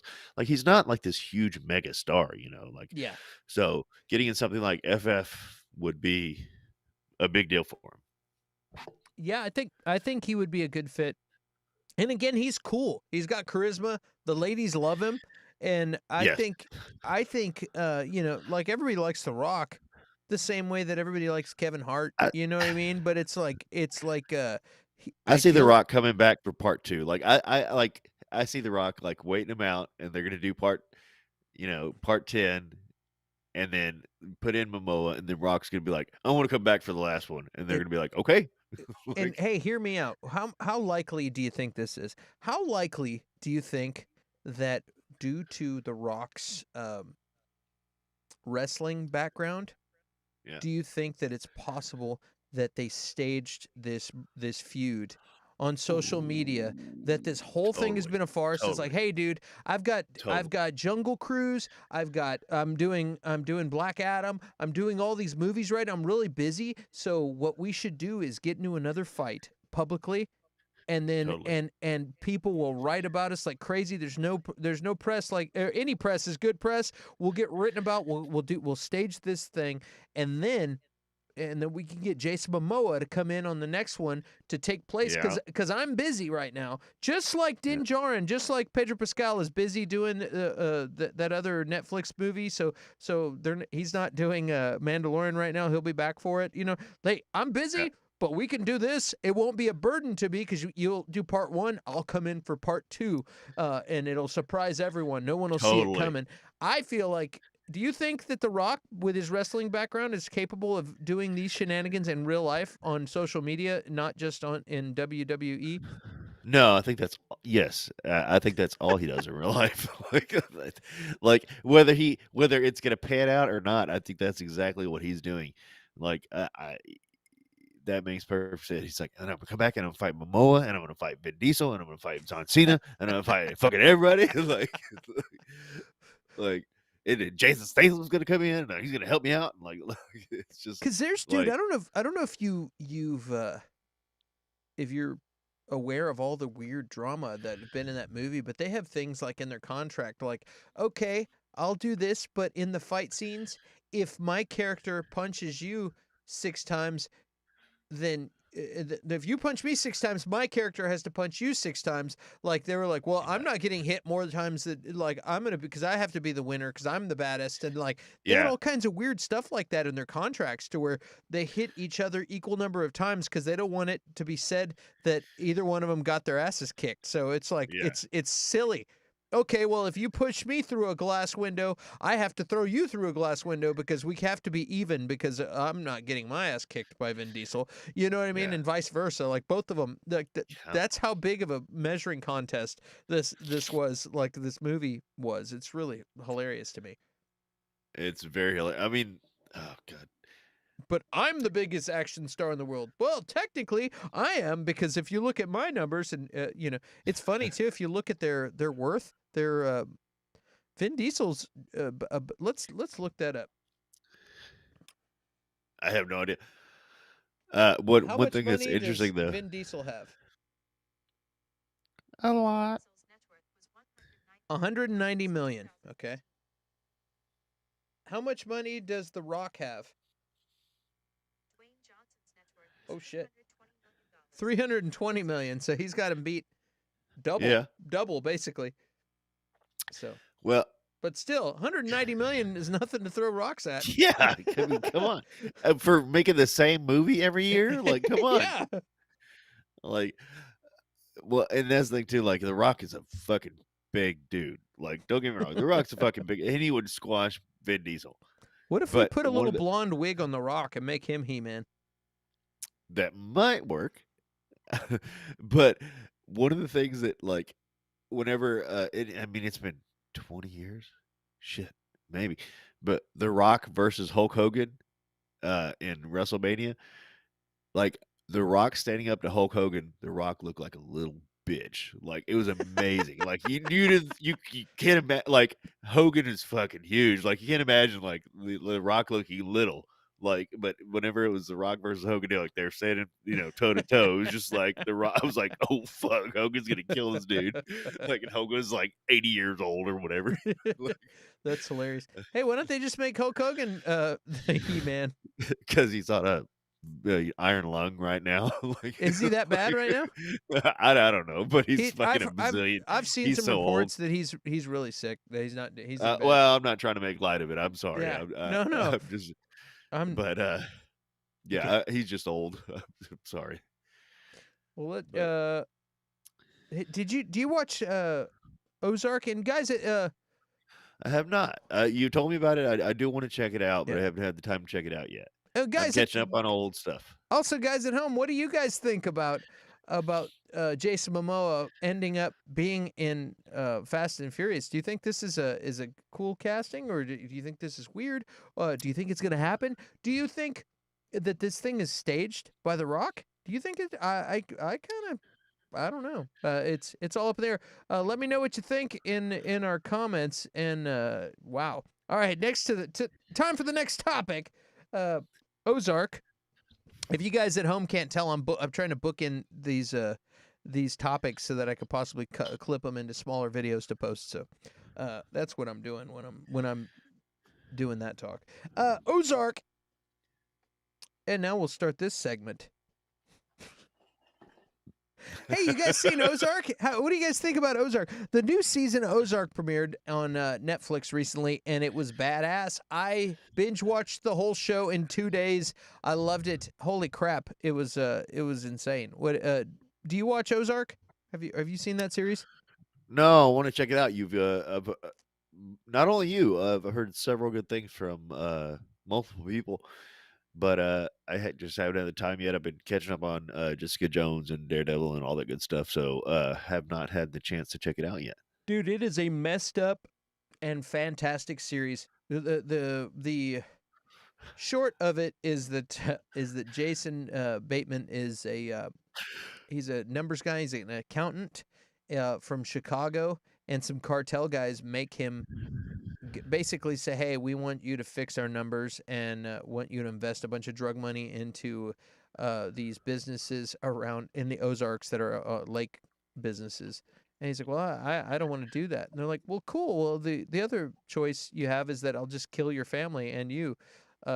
And he's like, well, cool. Let's go fix these businesses. And so they end up moving to the Ozark and living out on the lake and like buying all these just bars that don't make money and hotels and restaurants and all this stuff and investing drug money. And it's just really hilarious. There's so many crazy obstacles that keep popping up.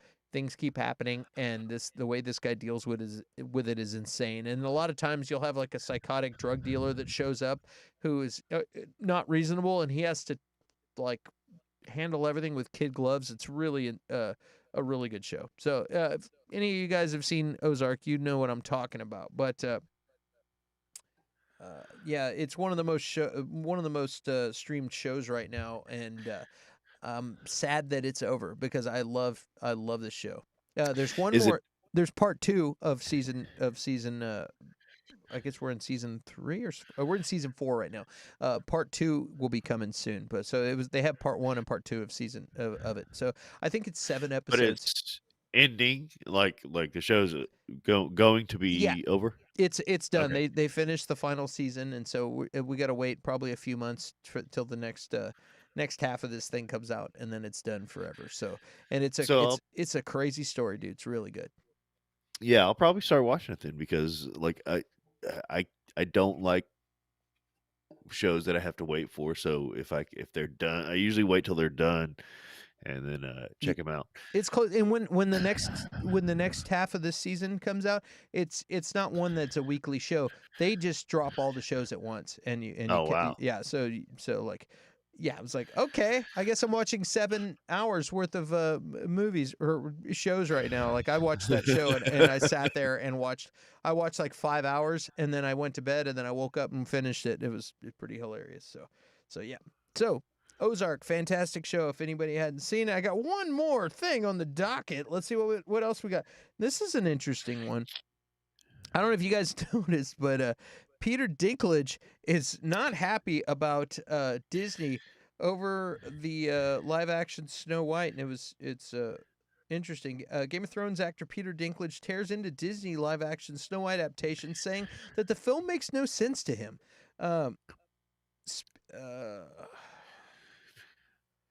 Dinklage notes that while this new take on the classic fairy tale may aim to tell a more inclusive story, he's afraid it may not fully commit to the ideology. Literally, no offense to anyone, but I was a little taken aback when they were very proud to cast a Latina actress as Snow White, but you're still telling the story of Snow White and the Seven Dwarves, said Dinklage. Take a step back and look at what you're doing there.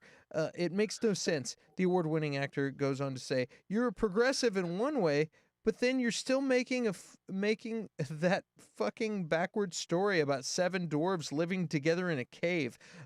What the fuck are you doing, man?"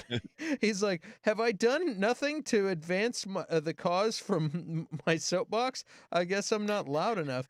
He's like, "Yeah, oh yeah, we're so woke. We've cast a Latina actress, but yet we're gonna have a bunch of dwarves living in a cave. Basically, they forgot they forgot to like Yes. be kind to everyone. You know, what do you think of that?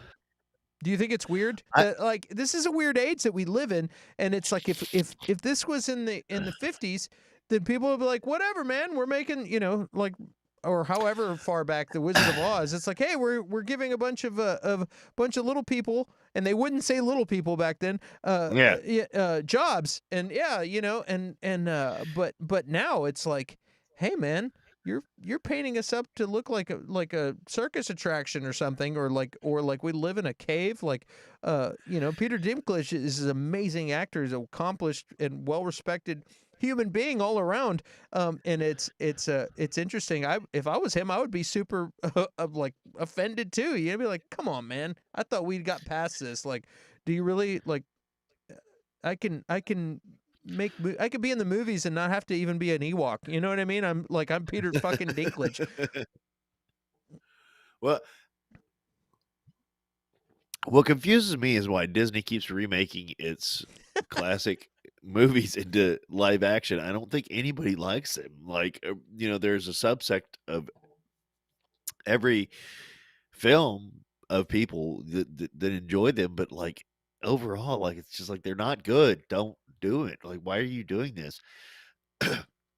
And for something like this, I don't. I just don't understand. Like, who's the most famous dwarf that you know? Peter Dinklage. Well, no, okay, fictional dwarf. Oh. uh, Fair enough. But yeah, Boom in your face. No, be like Dopey or okay. I would say Gimli from Lord of the Rings, oh and yeah. that was a fucking 6 foot man. Like so. What are the like? The dwarves are a race in Tolkien, like, and they were a powerful race, like, and so what I think he's trying to say is like that, you know, they're not, given this grandiose, you know, society like in the Lord of the Rings. They're, as a subset, they're they're just relegated to these little dopey and sleepy and all the these side roles. These are 200 2 or 3 or 500-year-old stories. I can't remember. Christian Andersen stories that are however 100 years old. Of course they were not thinking about any of the things that we're thinking about now, but at the same time, like, if you want to make it palatable to modern audiences, like, yeah, like, these, like, they can just be 7 grown men. Like, they're just all they are is people helping Snow White, right? Do they have any other function than Yeah. helping Snow White? These could be Snow White and the 7 dudes, like, and they just help Snow White. It doesn't really matter that much. Like, and one of them could be, a dwarf. One of them could be, crippled. Like, it didn't like matter that much. But for me, why even remake it? Just watch the original movie. I'm with you. I I don't think it's understand. weird. I just think it's like, dude, whose nephew who's at Disney, whose nephew decided this was a good idea and the nepotism pushed it through. You know what I mean? Like it's like somebody must own a lot of stock who wrote this script or whatever. Like, because it's just weird. And I'm with Peter Dinklage, man. It's like, hey, wait, you're They worried could be about cats. this group? you're worried about this group. You're gonna be Yes. favor and be nice to this group, but F these guys over here. It's like it's almost a slap in the face, and I think it's it's really weird. It's kind of a shocker and actually kind of hard to talk about on on It is. YouTube. You know what I mean? I Without mean, sounding insensitive or anything. I'm not but I'm a huge fan of Peter Dinklage. I'm a huge Lord of the Rings. That's not even right. I'm a huge Game of Thrones fan, and Peter Dinklage. And I didn't read the books. I fell in love with the right. HBO version of Lord of the Rings, and Peter Dinklage is super badass. And I read this and it just kind of blew my mind. So anyway, Well, and like Mel makes a good point. She's like, they could be cats. Make her a cat lady. Like that. The only function they serve is to help Snow White. They could be fairies. They could be ponies. I But they still make them dwarves. They make them I like just little people. I just think I don't even think they need to. I don't But even yeah, think they just need don't to. go They there. don't need to remake this movie. It's almost 100-year-old Yeah, movie, and that was the time back then. Let it live in that time. Like it's yeah, we live in a different time now. yeah. Dwarves are not a novelty anymore. That was a long time ago. You know what I mean? Yeah, Like, all right. Let's move forward out of this tricky topic. right. When I say tricky, it's because like, dude, Yeah, I'm not. even talking about like. I'm trying to have Peter Dinklage's back, but it's difficult No, to but talk about it without even sounding insensitive. You know what I mean? Like, there's a lot of no, things. but yeah, it's like it's like I can say I empathize and all that stuff, but I'm not a dwarf or a little person. I'm not. I don't deal with those problems, so I can say that I'm on his side as much as I want, but I don't understand their perspective. Yeah, I wish that I fully could, but I can't. And his feelings are valid. Like that's the thing. Raj says, as a personal opinion, Peter Dinklage's feelings are valid.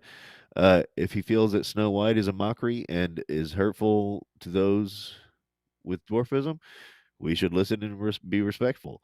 I agree. It's his lived experience. I think Dinklage's point that the seven dwarves are a caricature, they're laughing at them and mocking them. I'm on Dinklage's side. And that's what I mean. Like when you look at the story, because the story, like I said, the story was written how many hundred years ago. The only purpose they serve is to help Snow White, and like you could make them whatever, and they could help Snow White.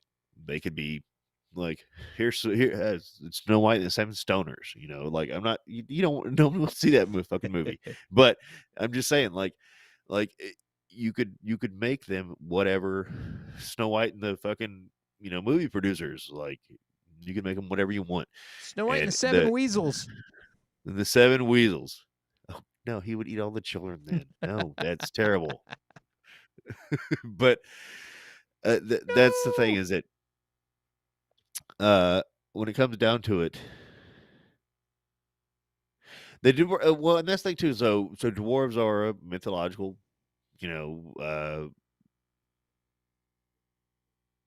construction, and they did work in the mines and stuff like that. And uh, but at the same time, like we know that dwarves aren't that now. Like that's what they thought at the time, that dwarves were a separate race and blah blah blah.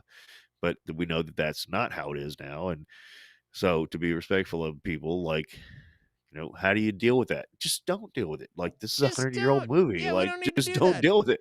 Hey, how Like did you? nobody has any of the fucking live action remakes anyway. Like just let it go. Like Disney, quit Hey, cashing in on your old. who right now is like, man, I wish they'd make a Cinderella remake, live action. Like, who could we count? I don't think anybody wants to see that. No, nobody wants to. But if they put it out, people are gonna see it. Did you Like like Cruella? I didn't see it, so I I guess enjoyed it. not. I thought it was good. I liked It's it. probably good, but I had no desire to see it. Do you I could watch that, or I could watch Commando again for the 800th time, and what do you, Commando won. what do you think about Tom Cruise possibly appearing in Doctor Strange 2? You kidding me right now? No, there's You a lot kidding of me right? rumors that he could show up as a Oh, variant of Iron Man. I have heard that, and that reminds me of the other story we're going to talk about with the Batman and the thing. What was the other story? Uh, it was on the Batman story that we were talking about, the uh second chance guys, 4 hour Batman. 4 hour. But Did you send me this story? no, you sent me this story. Oh, uh-oh. What do we got? The Batman test a 4 hour cut, and Oh, it's not yeah. really that, but uh, the article after that, the second choice actors. But if they're doing it for fun, I'd be fine with it. I'm glad Robert Downey Jr. got the role. I don't like Tom Cruise. I know you can't stand Tom Cruise, so I get it. I get a kick out of that. You like Tom Cruise? Not very much. I mean, like you don't like Tom Cruise quite as much as Rajneesh loves Joss Whedon, but Well, yeah. I mean, come on. Yes, sir. You're just trying to run viewers off? Dude, I am just trolling Rajneesh. I mean, how could I not? Yeah. Anybody who likes Joss Whedon that much, you gotta give him a Did hard time. Did you find the troll song? Because like you got to play it on yourself now. The troll song, yes. Yeah, you got to play it on yourself now. That's on you, bud. I fuck with people on the internet that I don't even know that well because it makes me feel better. Ooh, it makes me feel better. But the dopamine, it doesn't even last that long. And now the dopamine's gone. That's right, guys. I did the troll song for you guys. Ow! Rajneesh is about to have a very special set of skills. Oh, man. Don't do that, Raj. But the Batman article led to a second article that said the people that we know as our heroes were second choices. So for one, Indiana Jones was originally supposed to be cast as Tom Selleck of Magnum PI. How do you feel about that? I think Tom Selleck could do whatever the hell he wants. I love Tom Selleck. I could see him pulling off Indiana Jones no matter what. I can't believe he's more famous. And I disagree with you with your. But the second one is talking about Legally Blonde. We can talk about it if you want. Christina Applegate was supposed to get the role. Reese Witherspoon nailed it, in my opinion. The third one is Lady Gaga. And Mariah Carey, Alicia Keys, Rihanna, and Kesha were in the running for that role. Apparently, Lady Gaga is a very good actor. I don't know. I've never seen her in anything. I love her to death, but here's a good one. Tom Hanks for Forrest Gump got the role. Travolta was supposed to get the role first, but he chose not to take it. Wow. Do you think Travolta could have pulled off Forrest Gump? Not even. No way. I don't know. I think he could have pulled it off. Not as well as Tom Hanks, but I don't know. I could see Travolta pulling it off. Well, It would have been like, hey, my mom says, like you get a bunch of shoes and they're in your chocolate and you got chocolate in your shoes and stuff. Hey, oh, hey. well, I did think about the time where he's like, and I just started running and kept on running, and then I could see like Travolta like running down the road to like. I could see Travolta pulling it off, but not to the same level. But think about it, Lieutenant Dan, it just wouldn't be the same, dude. And now the thing, I agree. No, it definitely wouldn't be the same. And now, they make the point of saying that in the same year, Tom Hanks beat Travolta. Travolta was in Pulp Fiction. for his role. Do I need to say the name? Vincent Vega. Uh, and he beat Vincent. He beat Vincent Vega or Tom Hanks for Forrest Gump. Do you think Tom Hanks could have pulled off Vincent Vega's role? Absolutely not. I don't know. Tom Hanks could Tom pull off Hanks- any role, to be I honest. know, like that's but, what I mean. Like, not as well. but it would have been not a as- different that's what I mean. animal, dude. I think. It would not have been That's as what I'm cool. saying. I Like- think both could have done the role, but like it's not like, oh fuck, they couldn't have done that. You know, I've like, never seen Tom Hanks play a role where he's cool. Like, oh man, I accidentally shot Marvin in the That's a good face. point. Like, hey man, I'm cool. Like, hey, let's dance. That's a good point. That's a good point. You know, like, yeah, I've never seen him be cool. Like, I don't think he could do it. Like, he can be a serious guy, but but he's not cool. He's not suave. That's what I agree with that. He doesn't Okay, have that's a good point. swagger, and that's something John Travolta has. He's got some swagger. He's got some damn swagger. Yeah. Sandra Bullock and The Blind Side. We all know it's a white savior story, so we can skip that. Audrey Hepburn, Marilyn Monroe. That's fine. Okay, here's a good one. Will Smith was originally cast as Neo. They wanted Will Smith before they wanted Keanu Reeves. Now, how do you feel about that? I think it could have happened, but I think you would have ended up with some like you'd end up with some like cheesy fucking pop song, rap Yes. song. We roll into the Matrix.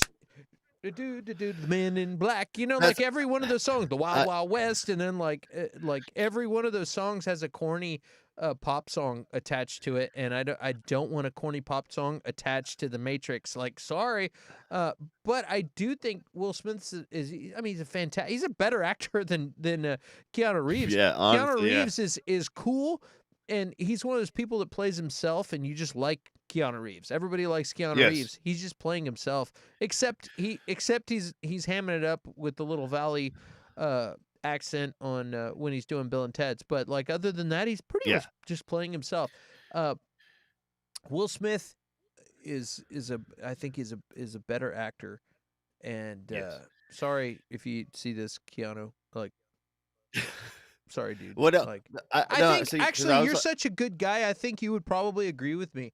But you're a fantastic at your craft and doing all the action stuff and all the training that he does for like John Wick and all the stunts that he does. And I'm not saying that Will Smith works harder than he is. It's just that, you know, some people do certain things better, and he's just Will Smith is really, really good actor. I do think that Will Smith works harder than he does at He's a more controlling his emotional Will actor. Smithness. Yeah. No, but like because that's the thing. It's like Keanu is very deadpan. Period. So because like honestly, when I was looking at that, I was like, who the hell could play Keanu? Or you could match Keanu, and I saw it. I was like, Will Smith could play that as long as he didn't fucking Will Smith it up. Like I make this look good. Yeah. I'm in the Matrix, bitch. Like blah blah blah.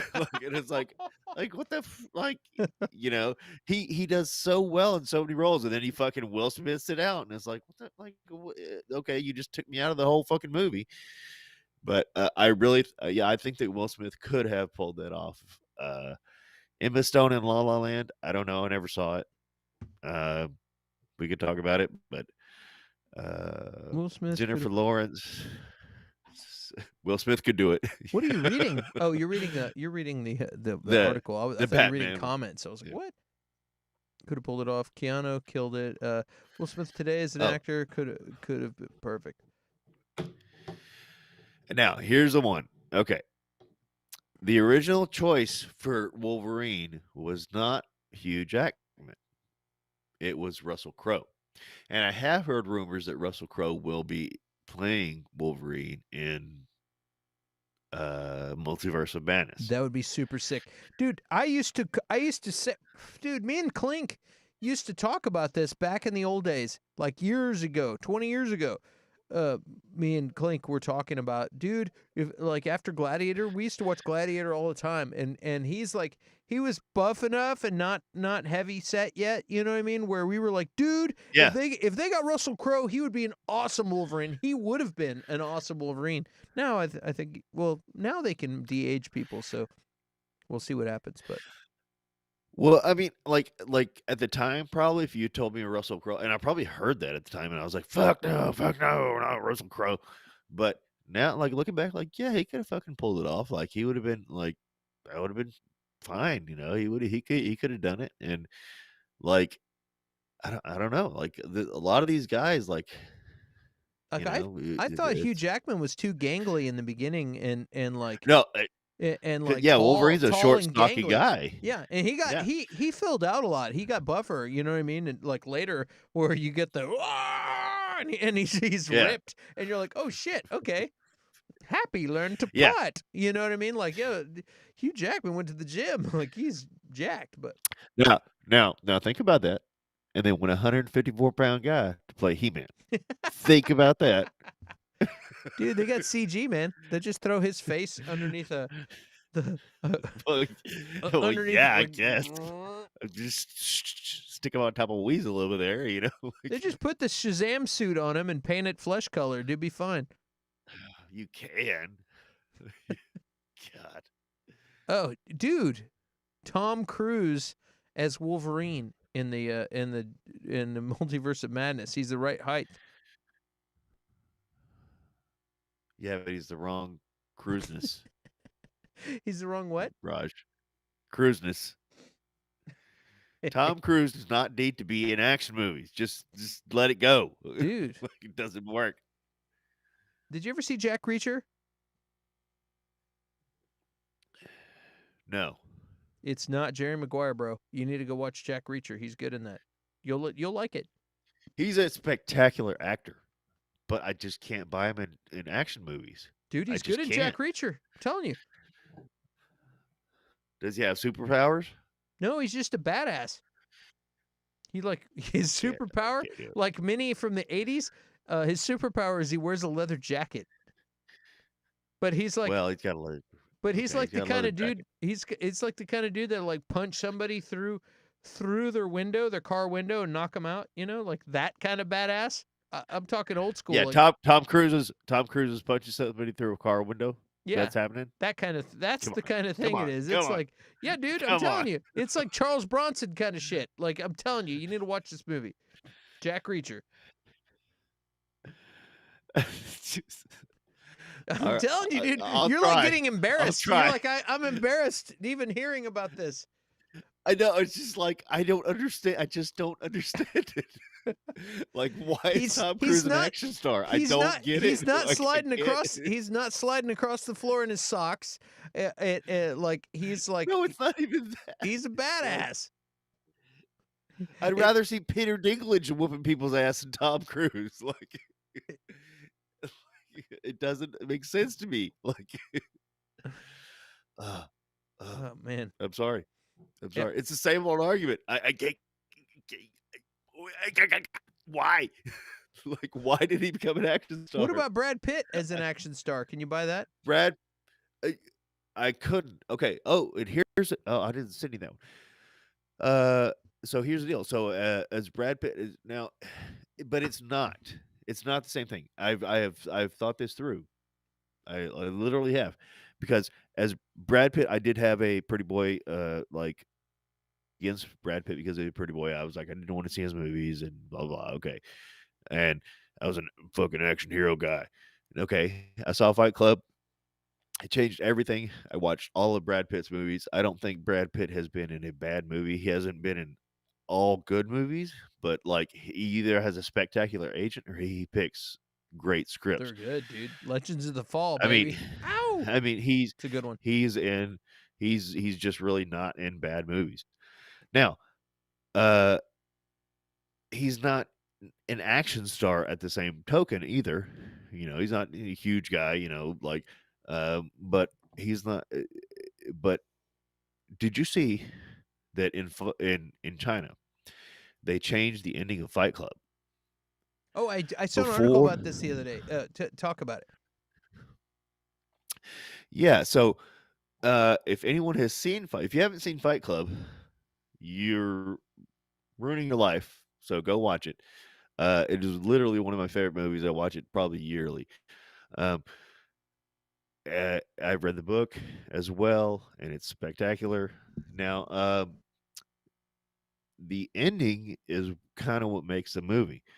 Um, and in China, apparently, they changed the ending to where right before the buildings fall, they say that uh, due to Tyler's interference with the law or something like that, or tip off from the law, they caught it's just like a scroll, like, across the screen.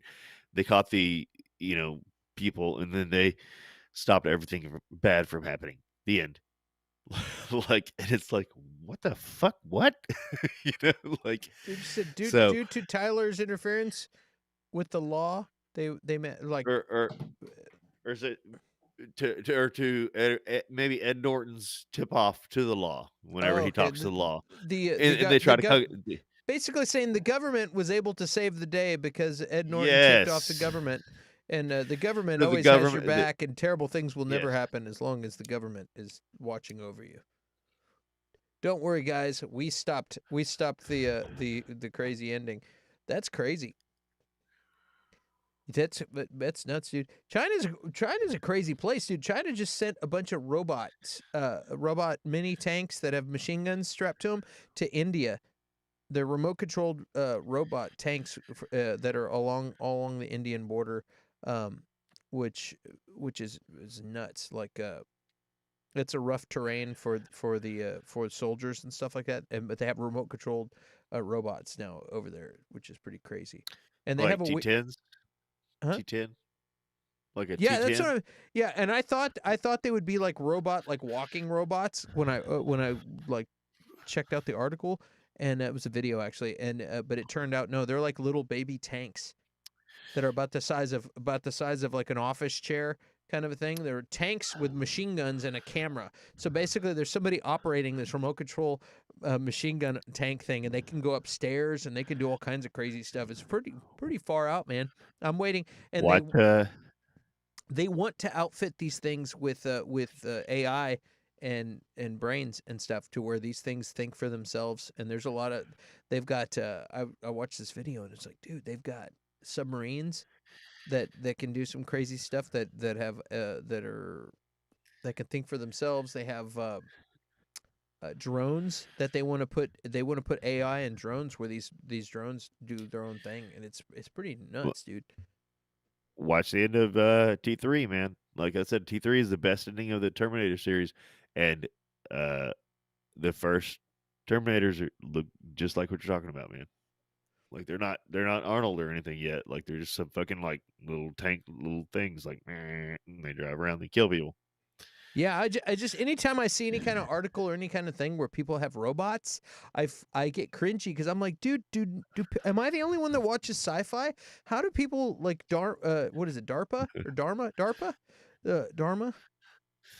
I think it's Dharma? Dharma that make all these military robots and stuff, and it's like they're creepy, dude. When you watch these things, they can jump over stuff and walk around, and like dude, robots freak me out now. Every time, I'm serious, dude. Like we've gotten to the point before it was cool when I was a kid because it's Yeah. sci-fi, but now we've gotten to the point where I see all these things to where I'm like, dude, that's not cool. That's creepy now. That's you know what I mean. Like that's You too. know it's coming. Yeah, It's you too know it's coming. close to the stuff that I grew up watching is now turning into reality. It's really insane. That's what I mean. Like that's what I mean. Whenever you can like Raj, Google everything. I'll private message you that video that I saw that my buddy sent me, and it's crazy. So I don't know if it's baloney or not, but I'll send it to you. It's fucking nuts.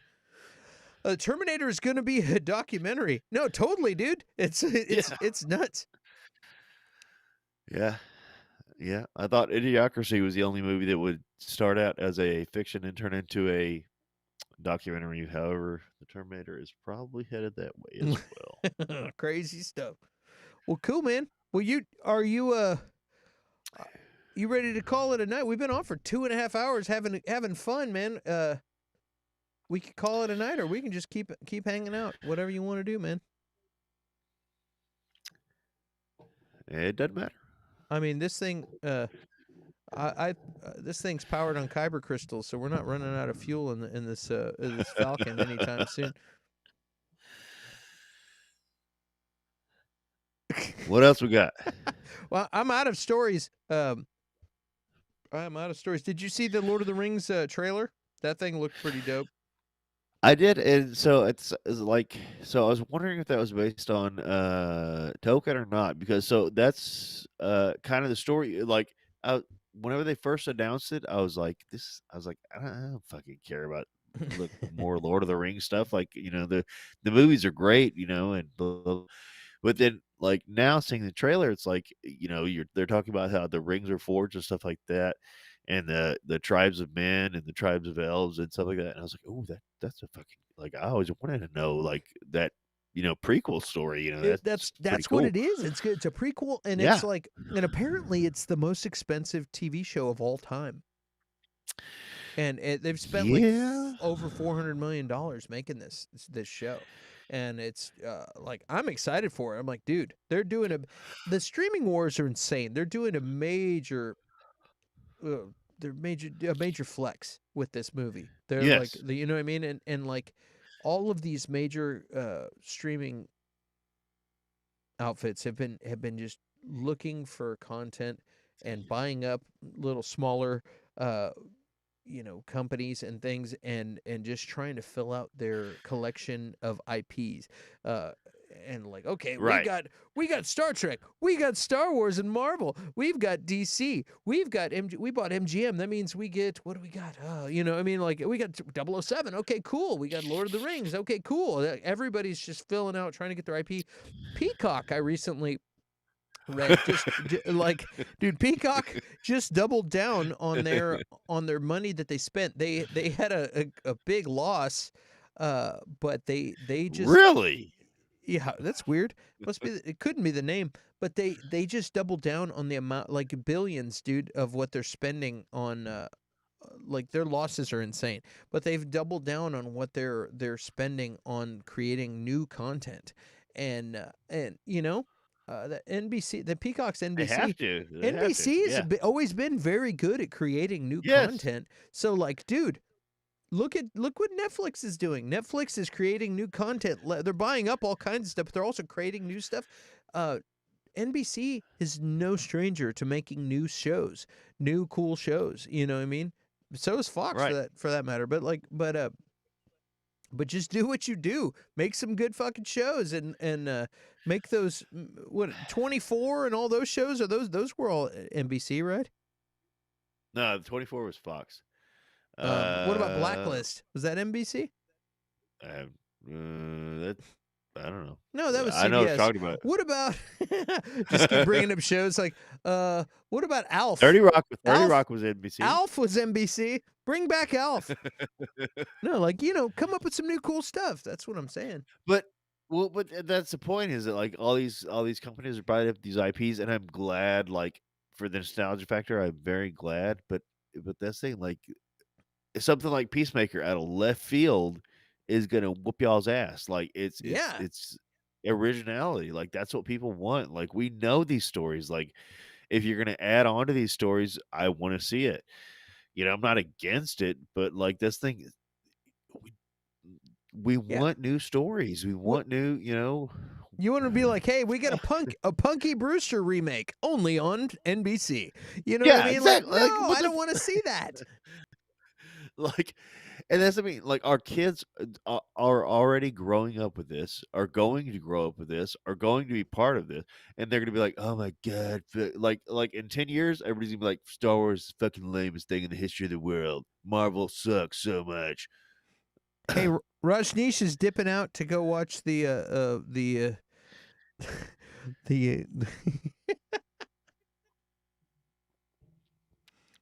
Justice League. I couldn't think of it. He's gonna go watch the Justice League before bed, so he has to dip. Raj, have a good night, man. Love you, brother. We always appreciate having you on the stream and all of the input and comments and stuff. Have a great night, and we will see you again next week. But like our kids are gonna grow up watching this stuff. Like they're like, and that's the thing. Your kids are not gonna like what you're gonna like for a good 10 to 20 years. Like they're gonna be like, oh God, Star Wars sucks. Oh, this is Marvel sucks. Blah blah. Like they have to know they need new original ideas to grab these new viewers, and not only that, for us old people too. Like, yeah, we want to see some new shit. Like, give us new stuff, and they're just not cashing in on that right now. I don't know why, but that's or I do know why, because IPs are so profitable right now, but nostalgia has its limits, guys. Like, Yeah, I mean, I'm down with the nostalgia thing to a point, but like I well, definitely agree with you. what's the show? What's the show you're most excited about right now? Right now, well, and probably next week's Book of Boba Fett, just because of seeing Din Oh, Djarin okay. slice somebody in half Well, with a dark yeah, saber. I know. But other than that, I'd have to say Peacemaker. You know what I mean? And That's what I'm saying. yeah, And Peacemaker was in like 6 episodes. uh, like even the comics, like Peacemaker was an out of the nowhere fucking character. Like yeah. no, like he was just nowhere. Like and it's just like a great thing to move on to an original idea, to move on to something new. Well, I'm ready to move on to bed. So let's peace out of here. All And right. we lost Raj. We got 7 now though. We've got a little bit of we got some Got a people. bump here. Yeah, we got a We got late night bump. What's going on? What is going the on? drunks in here. You know, the late night people getting home. How we doing? Let's do a shout out, a call out here. Everybody sound off in the comments. And before we sign off, I wanna say hey to everybody. So why don't we got Mel Kennedy, we got Bobby, we just lost Raj. Who else we got in here right now? Because we got 7, and I've only counted 3. So who else we got, gang? And there's like a 20-second delay on this. So Mel Kennedy, this was super fun. Mel, I'm glad you tuned in, man. We had a good time hanging with you. We do this every Friday night. About the same time, so tune in. We're going to be rebranding this show, and we've been trying to figure out a good name. There's been Streamaholics. There's been I had Fart burgers. Cinema Gab Fart Burgers. I don't even remember that one, but okay. We got Stream Warriors, which is a fun take on Dream Warriors. Yeah, and we've got some other ones and if you have any ideas, message me on Twitter. But yeah, we're looking for a good name for the show.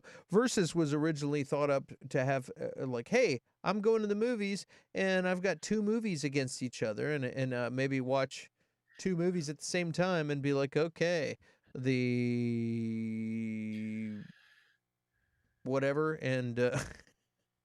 The Last Duel and Spider-Man No Way Home, and do a video about those 2 versus each other. Which one was Right. better? That was the original idea for versus, and it just kind of stuck. So now we're kind of rebranding, and we're gonna get a new look. Hey, we got Kaz in here. We got Kaz. Hey, Kazakhs! What's up, Kaz? KFC. Okay, yeah, we could do that. And we're gonna have some fun. We had some fun tonight, just throwing together the Millennium Falcon, and it's where you get fun looks like Curtis. You get to see Curtis going into hyperspace and stuff, and me in hyperspace. But but now we're back with the Weasel and hanging out. But yeah, we're gonna update the whole look, have a cool look, a new logo, and we're gonna have fun with this. And yeah. So anyway, guys, let us know. Oh, Bobby fun. likes the Baker Boys. Yeah. Somebody said, "Hey, why don't you call it the bakery?" The bakery. Oh yeah, and it's because we're both bakers, you know. It's like, oh, it would be the bakery, and I'm like, oh, I see. And then we had another idea. Curtis actually hit me with this one. Let's see if you guys like this one. I'm gonna send this Let's see. from my phone. Shall There it is. Except I'm airdropping myself a. What do you guys think of this? we? There it is. Wait for it. Okay, there we go. Kaz says, "Hold up! I posted bakery 1 month ago. Baker's dozen. I It's a heard pun that no one. It's a pun that no one gets. Cinnammuffins, 'cause bakers bake muffins. Bum, bum, bum. Boom, shakalaka, boom, boom, boom, shakalaka, boom, boom, boom, shakalaka. That's right, guys. Thank you for watching Cinemuffins. Only on YouTube. Only on YouTube. Only on YouTube and Facebook. Yes, Cinemuffins. I think Cinemuffins has a nice ring to it, but it's not happening. Baker's Dozen. I got told that from somebody. Dustin, if you've ever seen Dustin on Versus, Dustin was really shooting for for Baker's Dozen also. It's a pun that no one gets. Yeah, that was a burp no one gets right there. As Weasel. Oh, Weasel did that. hell yeah, Weasel. Awesome. Well, we got Mel Kennedy, Kazax, Bobby, Rajneesh is out, so that's 4. That means that we're down to 4. Okay, that's about right then. We're good. Very right, clever. Very clever. All right, gang. Well, I think it's time for us to sound it. Look, we went into hyperspace, and also we never got to say this, guys. Boom! Come on. My computer's lagging on me a little bit. There we go. There it is, guys. Like, share, subscribe. Click that.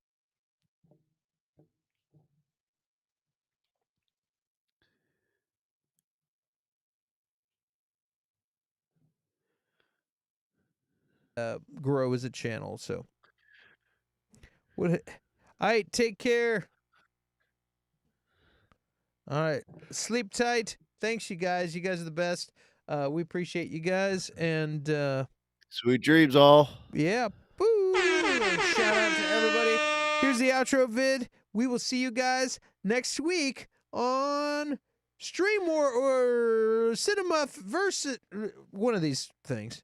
Our show. Probably Stream Warriors. Whoa!